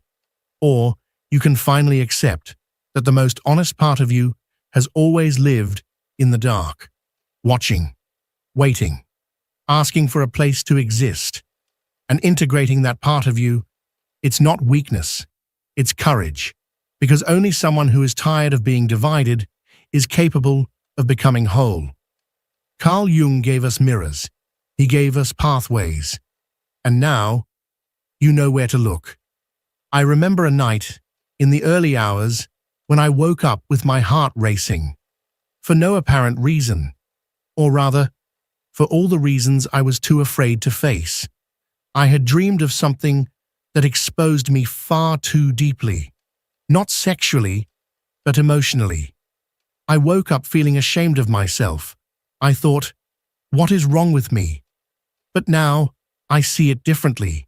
It was only my shadow knocking on the door. It took me years to find the strength to open it. And when I did, I didn't find a monster. I found a child, the child I once was, waiting to be seen. That's why I created this space. Not to teach you, but to remind you of something you already know. Somewhere deep inside, you are not alone. And there is nothing wrong with feeling deeply. If this video touched something inside you, if it stirred a wound you thought had already healed, or uncovered one you didn't even know existed, remember this: that pain is not the end of your story. It's the beginning of your return to yourself, your true self, the one that's been buried under layers of silence, fear, survival, and adaptation. That ache in your chest, it's a sign that something ancient inside you has just remembered its way home. Maybe you've been walking in circles for years, searching outside what was always hidden within. And maybe tonight, without even realizing it, you took your first step back toward the core of who you are. If you made it this far, if you stayed until the end, it wasn't by accident. You didn't just watch a video. You walked through the tangled forest of your own psyche. You lit a trembling lantern with the fragile fire of your curiosity and dared to look at the desire, the fear, the longing, the questions that live there in the dark. And now you're thinking of leaving without saying anything, without clicking like, without subscribing, without leaving a single word down in the comments after everything you just faced inside yourself. Click like, subscribe, and tell me in the comments anything, even if it's just, I'm ready to look within, or my shadow no longer screams alone, or make up something better. But speak, because yes, I do read it all, every word, every whisper someone dares to leave in this strange space where souls meet through screens. And those videos you see appearing on the screen right now, they aren't just suggestions, they're doors. And not every door is safe. Not every door wants to be opened. Some will take you further into yourself. Others might take you places you're not yet ready to go. And some don't have a way back. So choose wisely. I'll be waiting for you on the other side, or in that next sleepless night, when your shadow decides it has been ignored for far too long.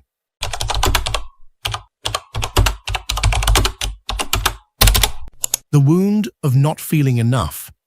It's the invisible root behind the way you love. There's a reason why you keep giving your heart to someone who can't give you anything in return. And that reason has nothing to do with them. It's not about who they are or what they do. It's about you. About something deeper. Something that can't be seen with the naked eye. A wound you haven't dared to face yet. Because when love starts to feel like a battle to be chosen, when you exhaust yourself trying to prove your worth to someone who doesn't see it, when you justify every act of indifference with the desperate hope that maybe one day they'll change, what's speaking in those moments isn't your heart, it's your wound. And that wound has a name, the wound of not feeling enough. This is one of the most invisible emotional wounds, and at the same time, one of the most destructive, because it doesn't scream, it doesn't show, it's not easily recognized, but it shapes everything, every decision you make, every connection you form, and the way you give and receive love. Most women who love from this space don't do it because they lack emotional intelligence. They do it because deep down, way beneath the surface, they are still trying to prove they are worthy of love. That's the root of it all. Because if you believe you have to earn love, you're already starting from a place of lack. Carl Jung said, "What you do not make conscious will manifest as fate." That's exactly what happens when your wound is the one making the choices for you. That wound keeps choosing the same pattern, again and again. Someone emotionally unavailable, closed off, damaged. Someone who can't truly offer you anything real. But they awaken in you the illusion that if they love you, if you can be the one to make them change, then finally you'll have proven that you're enough. But that's the trap. You're trying to heal your self-worth through someone else. And that someone, by definition, is unavailable for love. And that's not a coincidence. It's a mirror of what you're still not giving yourself. This pattern didn't begin with them. It began with your story, with that stage in your life when you first felt that your worth depended on how hard you tried, when you learned you had to be more obedient, more perfect, more quiet, more pleasing, just to be loved. That programming rooted itself deep in your unconscious. And now, without even realizing it, you're repeating the same story, hoping that this time it will be different, that this time the other person will choose you, that this time love will heal what hurt before. But it doesn't work that way. As long as your wound is in the driver's seat, all you will feel is frustration, emptiness, and the constant belief that you're not enough. You give everything. You wait. You hope. And when you don't receive the same in return, you blame yourself. Maybe I was too much. Maybe I expected too much. Maybe I shouldn't have said how I felt. And in doing so, without even noticing, you become your own aggressor. What you don't realize is that this dynamic isn't love. It's a defense mechanism. It's the way your psyche is trying to fix something that was left unresolved years ago. But here's the hard truth. No one is going to come and give you the love you keep denying yourself. No one can fill the space where you have abandoned yourself. And yes, that truth hurts, but it's also the key to your freedom. Because the day you finally understand this, you stop begging for love. You stop justifying someone's absence. You stop chasing after someone who doesn't see you. You begin to realize You don't need to convince anyone that you're worthy. And if someone can't see your worth, that's not your place. Carl Jung spoke of individuation as the process of internal integration. That begins the moment you have the courage to look at your wound without filters. When you finally see that your desperation to be loved comes from a part of you that was ignored long before this relationship. And that part of you, that little inner girl, needs you now. She needs your presence, your validation, your love. No one else can give that to her. No one else can love her for you. That is your responsibility. And if you don't take it, you'll keep falling into the same relationships again and again, with different names, different faces, different stories, but always the same pattern. Loving someone who can't give you anything back. So before you keep blaming the other person, ask yourself, from where am I loving? If you're loving from fear, from abandonment, from emptiness, then it's time to stop, to pause, to look at yourself, to listen, to heal. Because you can't keep giving all of yourself to someone who doesn't even know how to receive it. That's not noble. That's emotional sacrifice. And sacrifice does not build love. It only depletes you. This, right here, is the beginning, the root, the core of why you keep choosing people who can't give you anything. But there's something even deeper you need to understand. Why does this lack attract you? Why does that emotional coldness pull you in? Why, even knowing they're not good for you, can't you let them go? Let's explore that next. Because within that question lies the hidden logic of your wound, the reason why you keep repeating what hurts you the most. Why do you keep loving from a place of lack? Why do you feel drawn to people who offer you nothing? There is a quiet kind of pain, subtle, persistent, that becomes a pattern when it's left unhealed. It's a pain that leads you to look in the wrong direction. A pain that convinces you love lives in the place where it hurts the most. A pain that tells you that if someone doesn't choose you, you must be the problem. And that's how the cycle begins. A story that repeats without your awareness. A story where you are constantly drawn to emotionally unavailable people. Cold, distant, detached. People who can't give you anything, yet somehow leave a mark on your soul. And it's not random. It's not bad luck. It's not that you just have terrible taste in partners. It's your wound, speaking, choosing, repeating what feels familiar. Because when you grow up in an environment where love was scarce, where you had to earn affection, a kind word, a gentle look, something inside you begins to associate love with sacrifice, with pain, with fear, with waiting. And without realizing it, that becomes your emotional compass. Your unconscious starts seeking out that same energy in your relationships. If all of this is starting to open your eyes, imagine what's coming next. The final sign is the most revealing of all. Your heart keeps attracting what resembles your past, not to punish you, but to heal what remains unresolved, to close the circle. Carl Jung explained it with striking precision. The unconscious is always striving to complete itself, and one of the ways it tries to do so is through symbolic repetition. Without even realizing it, you search for someone who can make you feel the same way you felt with that figure who once hurt you. But this time, you do it with the unconscious hope that things will be different. And that's exactly where the greatest self-deception begins. You start to believe that you can earn the love of someone who doesn't even have love to give. You find yourself drawn to someone emotionally unavailable, someone ambivalent, someone who gets close one day and then vanishes the next. And instead of walking away, something deep inside you latches on even harder. A voice, old and hidden and painfully familiar, whispers, "If this time I can get them to choose me, then I'm worthy. If I can win the love of someone who resembles the one who once hurt me, then I'll finally feel whole." But that love never comes, and you stay.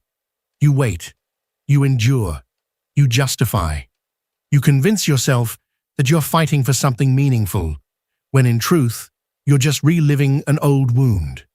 A wound born from lack, from absence, from a time when you had to settle for crumbs and call it love.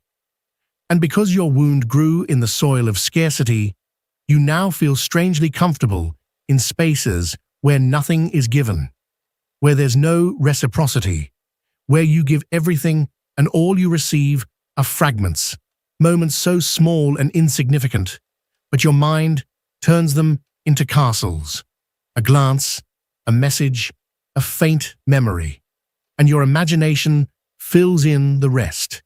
Your heart clings to a promise that was never made, to a possibility that never existed.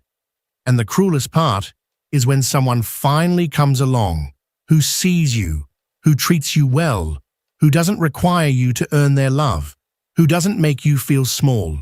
You recoil. You feel bored. You feel it's too good to be true. You feel like it's not real. So, you push them away. Why? Because your wound doesn't recognize healthy love. Because for you, loving has always meant struggle, sacrifice, anxiety. And when there's no drama, your system panics. It becomes disoriented. That isn't love. That's emotional trauma, disguised as love. Your body has learned to live on high alert, to anticipate disappointment, to fear abandonment. So paradoxically, you feel more alive in relationships that hurt, because pain has become your comfort zone. That's where the pattern becomes addictive, because every time someone rejects you, it activates that ancient wound, that little girl inside you who was never enough to be embraced, who was never truly seen, who had to work so hard to earn even the tiniest drop of affection. And she's still there, still waiting, still hoping that someone someday will finally say, "I choose you. I love you. I see you." But you keep searching for that recognition in all the wrong places, in people who don't have the capacity to give you what you deserve. And so, the cycle repeats. Love becomes a war you always lose, because the price of that war is your self-worth, your energy, your peace. And there comes a point when you no longer know whether you're fighting for love or just reliving the abandonment. That's when consciousness must enter the scene, because as long as your wound remains hidden in the shadows, it will continue choosing your relationships. It will continue disguising emotional dependence as love, and you'll keep believing that you are the problem, when in reality, the only thing you need is to heal that part of yourself that learned to suffer in order to feel loved. You don't need someone to change. You need to wake up, to see the pattern, to recognize with clarity that love born from lack will never bring you fulfillment, only more emptiness. And the truth is, you deserve something completely different. But in order to receive it, you first have to stop chasing what cannot give you anything. Here's the trap of emotional self-deception: justifying the unjustifiable out of fear of abandonment. There's something that almost no one tells you when it comes to toxic or one-sided relationships. Most people don't stay because they can't leave. They stay because they've built a story to justify the unjustifiable. This is what's called emotional self-deception, and it's one of the most subtle defense mechanisms of the unconscious. It protects you from having to face the pain head-on. When you're with someone who doesn't meet your needs, who makes you feel invisible, confused, used, or not enough, some part of you knows. You feel it. You sense it. But there's another part, the most wounded, the most vulnerable, that starts to tell another story. They're like this because they've suffered too much. I understand them. That's why it doesn't bother me so much. They're just afraid of love.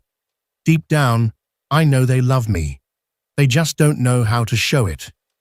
And just like that, without even realizing it, you begin to hold the relationship together more with your imagination than with reality.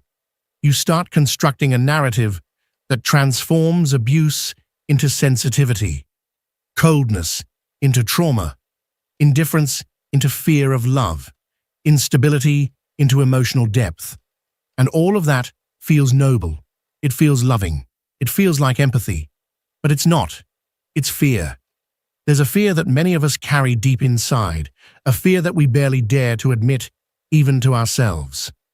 It's the fear of accepting that someone you love isn't choosing you, that despite all the effort, the care, the sacrifices, and the pieces of yourself you've handed over, none of it is enough to make them stay. That person will not change, not for you, not for everything you've given. And maybe, deep down, you already know it. But the fear is not just about them leaving. What truly paralyzes you is the idea of being left alone, with your wounds wide open and your illusions shattered. Because it wasn't just about the person. It was about the story you built around them. That story made you feel like you weren't alone, like everything made sense, like love would eventually fix it all. Losing the illusion, that narrative you clung to so tightly, is what hurts the most. So you fight to keep that illusion alive. You make excuses. You tell yourself they're going through something tough, that they're emotionally distant now, but they'll come around, that their silence doesn't mean indifference, it just means they're tired. You remember the moments when they were sweet and attentive, and you convince yourself that those moments define who they really are. But what you're actually doing is something far more dangerous. You're turning your pain into justification. You're using your empathy as armor to protect yourself from the truth.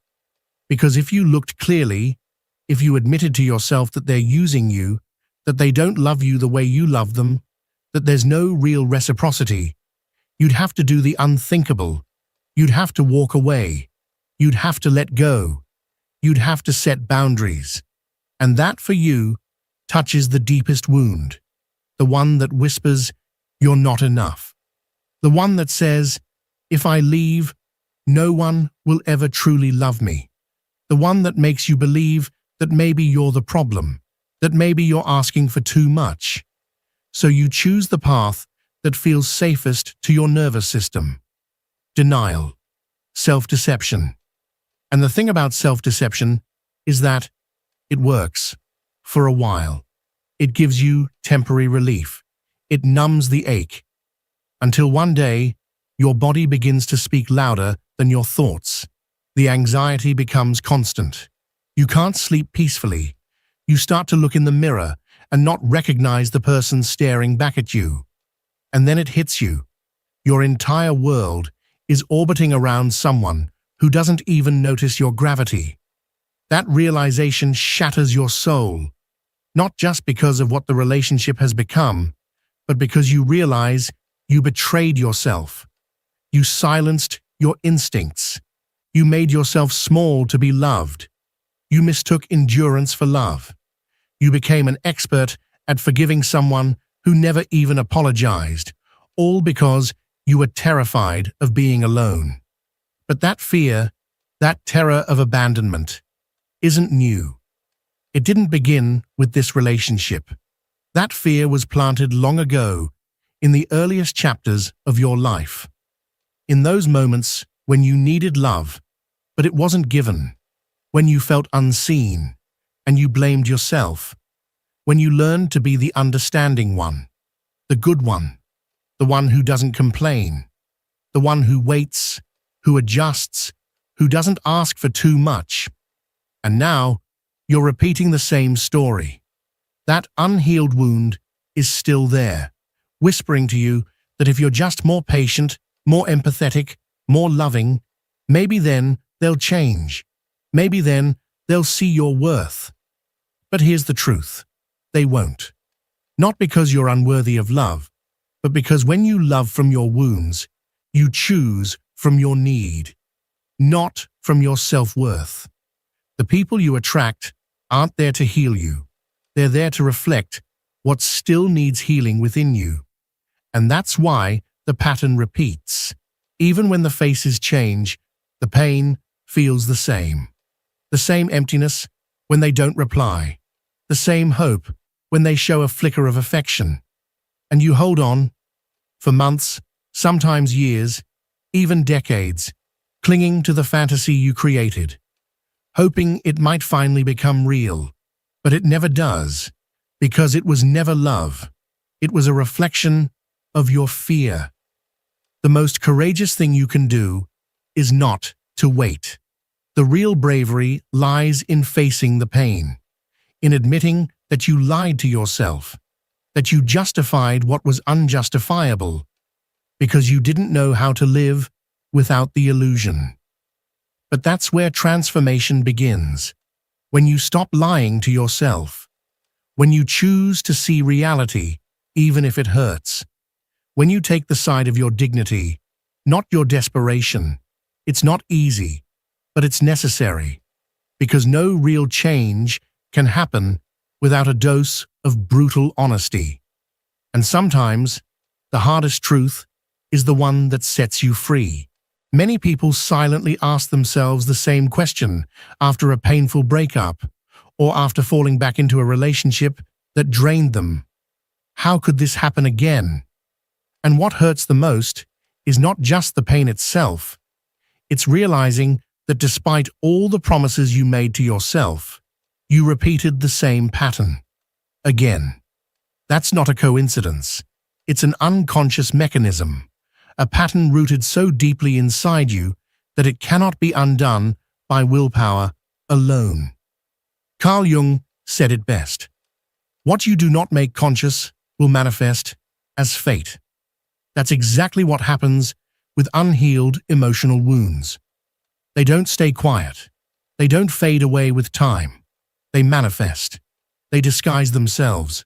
They show up in your relationships, in the way you love, in the way you attach, in the way you sacrifice, until you face them, acknowledge them, embrace them, and begin to transform them. When a wound is born in childhood, abandonment, rejection, betrayal, humiliation, lack of love, it leaves a permanent imprint on your emotional blueprint. It becomes an internal map, and from that moment on, you begin to repeat the pattern, not because you want to suffer, but because your soul is trying to close a story that was left unfinished. And where does it search for closure? In your relationships.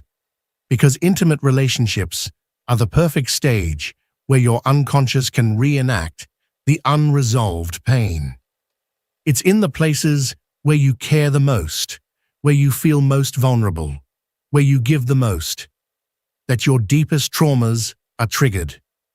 That's why sometimes you fall in love with a dizzying intensity. You feel like you've found your soulmate, your missing piece, someone from another lifetime. But in reality, what's happening is not destiny, it's recognition, unconscious recognition. Your wound recognizes their energy, not from light, but from pain. Your body says, "This feels like the abandonment I once knew." And instead of fleeing, you stay. Because part of you believes this time you can fix it, that this time you can rewrite the ending. But you can't, because that person isn't there to heal you. They're there to reflect what you still need to heal within yourself. And until you understand this, you will keep repeating the same trauma over and over, changing faces, but never changing the wound. Trauma has a quiet way of pulling you back into what's familiar, even if what's familiar is destroying you. It makes you believe that something new is dangerous, that something healthy is boring, that something peaceful isn't real, because your body only knows how to survive in chaos. And when peace finally comes, you don't know what to do with it. Your nervous system panics. Your heart feels empty. That's the hidden effect of unhealed emotional trauma. It silently ties you to the pain you're familiar with and distances you from the very experiences that could actually heal you.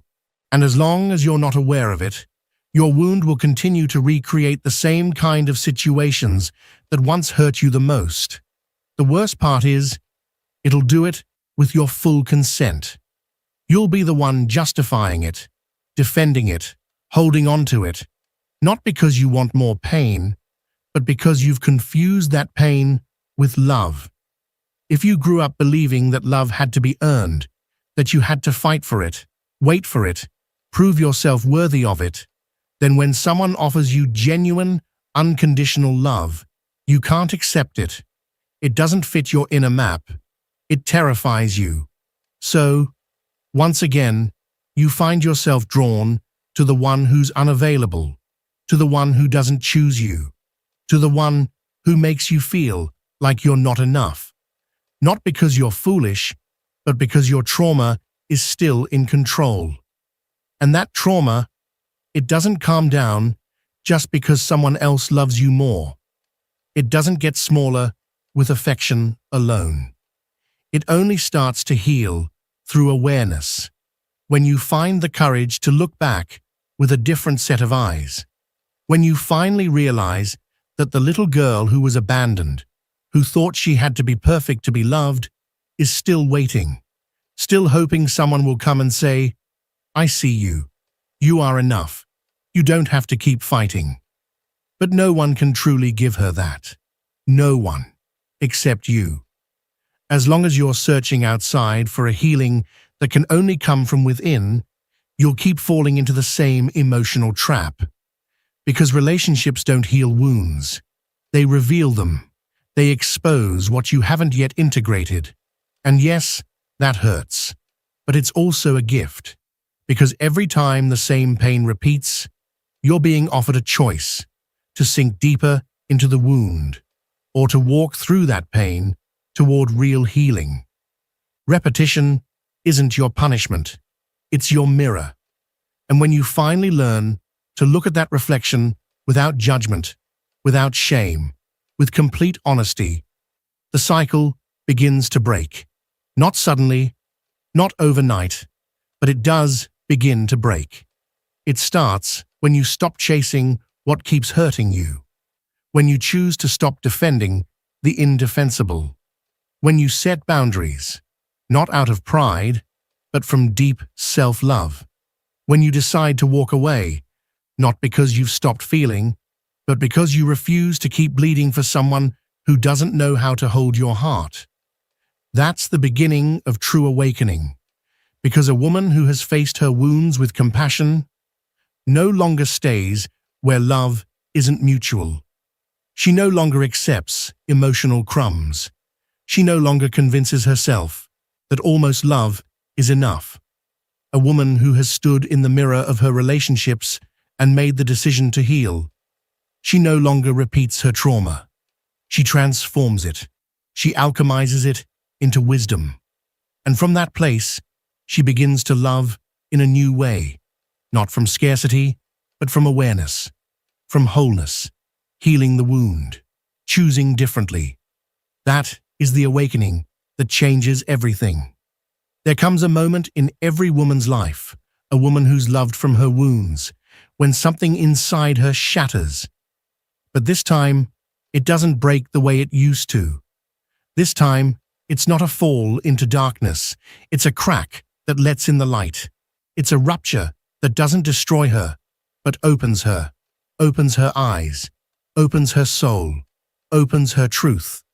And in that moment, even through the pain, even through the tears, even in fear, there is a part of her that can never fall back asleep.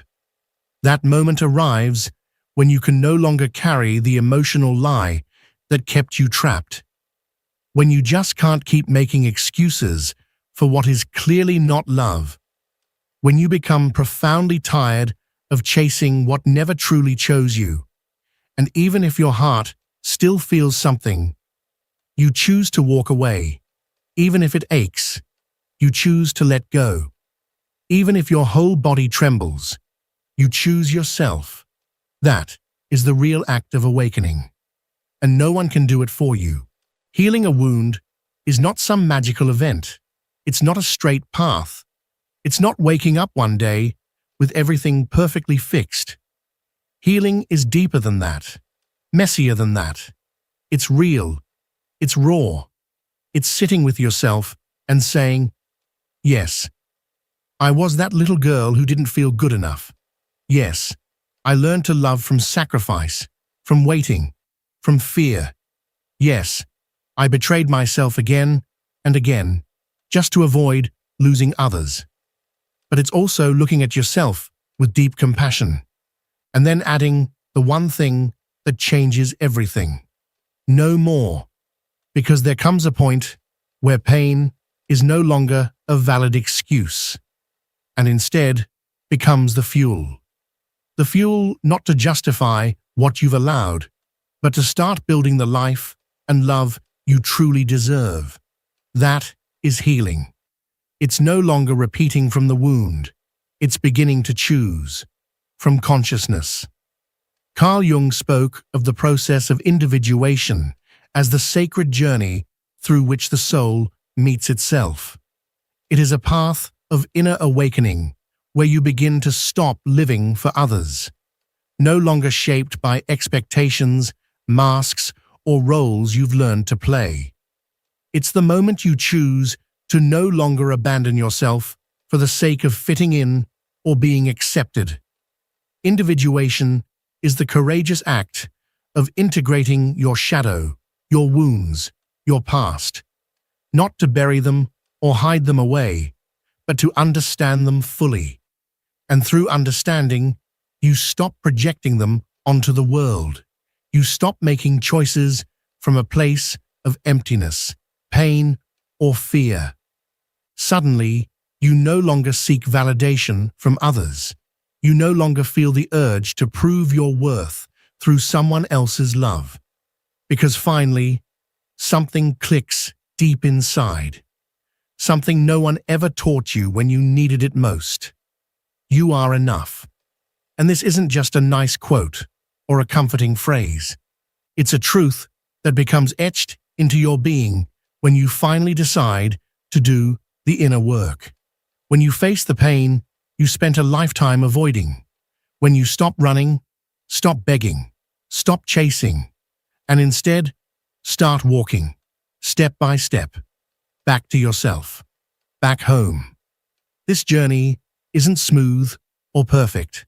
There will be setbacks, days of doubt, moments when you miss even the things that once hurt you. Because that's how the emotional system works. It circles back to what it knows, even if it's toxic, even if it's painful. But now, you're different. You see the pattern. You've reached the bottom, and while it felt like the end, it was really the beginning. The dark doorway that led you to your true worth. When a woman finally looks at herself with radical honesty, something shifts. She no longer bargains with her dignity. She no longer pours energy into places where there's no reciprocity. She stops begging for love from people who only know how to offer indifference. And that changes everything. You begin to feel peace in your own solitude, a peace more profound than the noise of being in bad company. You begin to enjoy your own silence, your own body, your own choices. You start to love not from a place of lack or desperation, but from wholeness. You choose from awareness, not from wounds. And when love arrives, it no longer makes you question yourself. It doesn't make you chase it. It doesn't confuse you or make you feel small. Real love does not drain you. It doesn't make you feel like you have to fight every day just to be seen. Real love sees you, even in your silence. It protects you, even without you asking. It chooses you, not through empty promises, but through meaningful actions. And most importantly, real love never tries to fill your inner void. Instead, it simply walks beside you while you fill it from within. That's what happens when you start choosing differently. Not because fear disappeared, not because you stopped loving, but because you finally chose yourself first. Because you realized, perhaps for the first time, that the most important love isn't the one you receive, but the one you stop denying yourself. And that truth changes everything. Healing your wound means you stop chasing love. You start becoming it. You made it this far in life because deep down, you already knew it. Some part of you didn't want to keep reliving the same pain with different faces. And now, it's clear. Your story doesn't end where you were broken. It truly begins the moment you choose to stop perpetuating the same pain with each decision you make. Healing doesn't mean forgetting. Healing means facing it with open eyes and an open heart, and choosing not to abandon yourself anymore just to keep someone else. A woman who chooses healing doesn't become cold or closed off or untrusting. She becomes aware, and that awareness makes her free. Free to stop begging for love. Free to stop carrying what was never hers to hold. Free to finally say, I did not come into this life to beg for what I deserve to receive in fullness.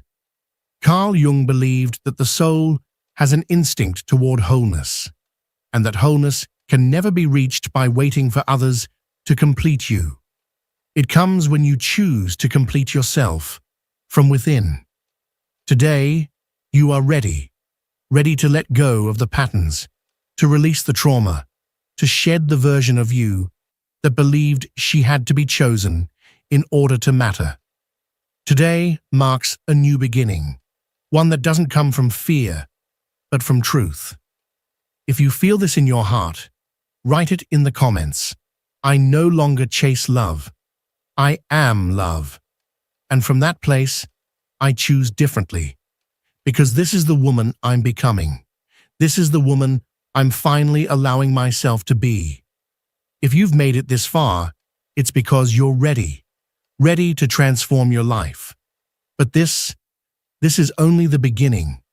Watch the next video. It will leave you speechless and take you even deeper into this journey of transformation.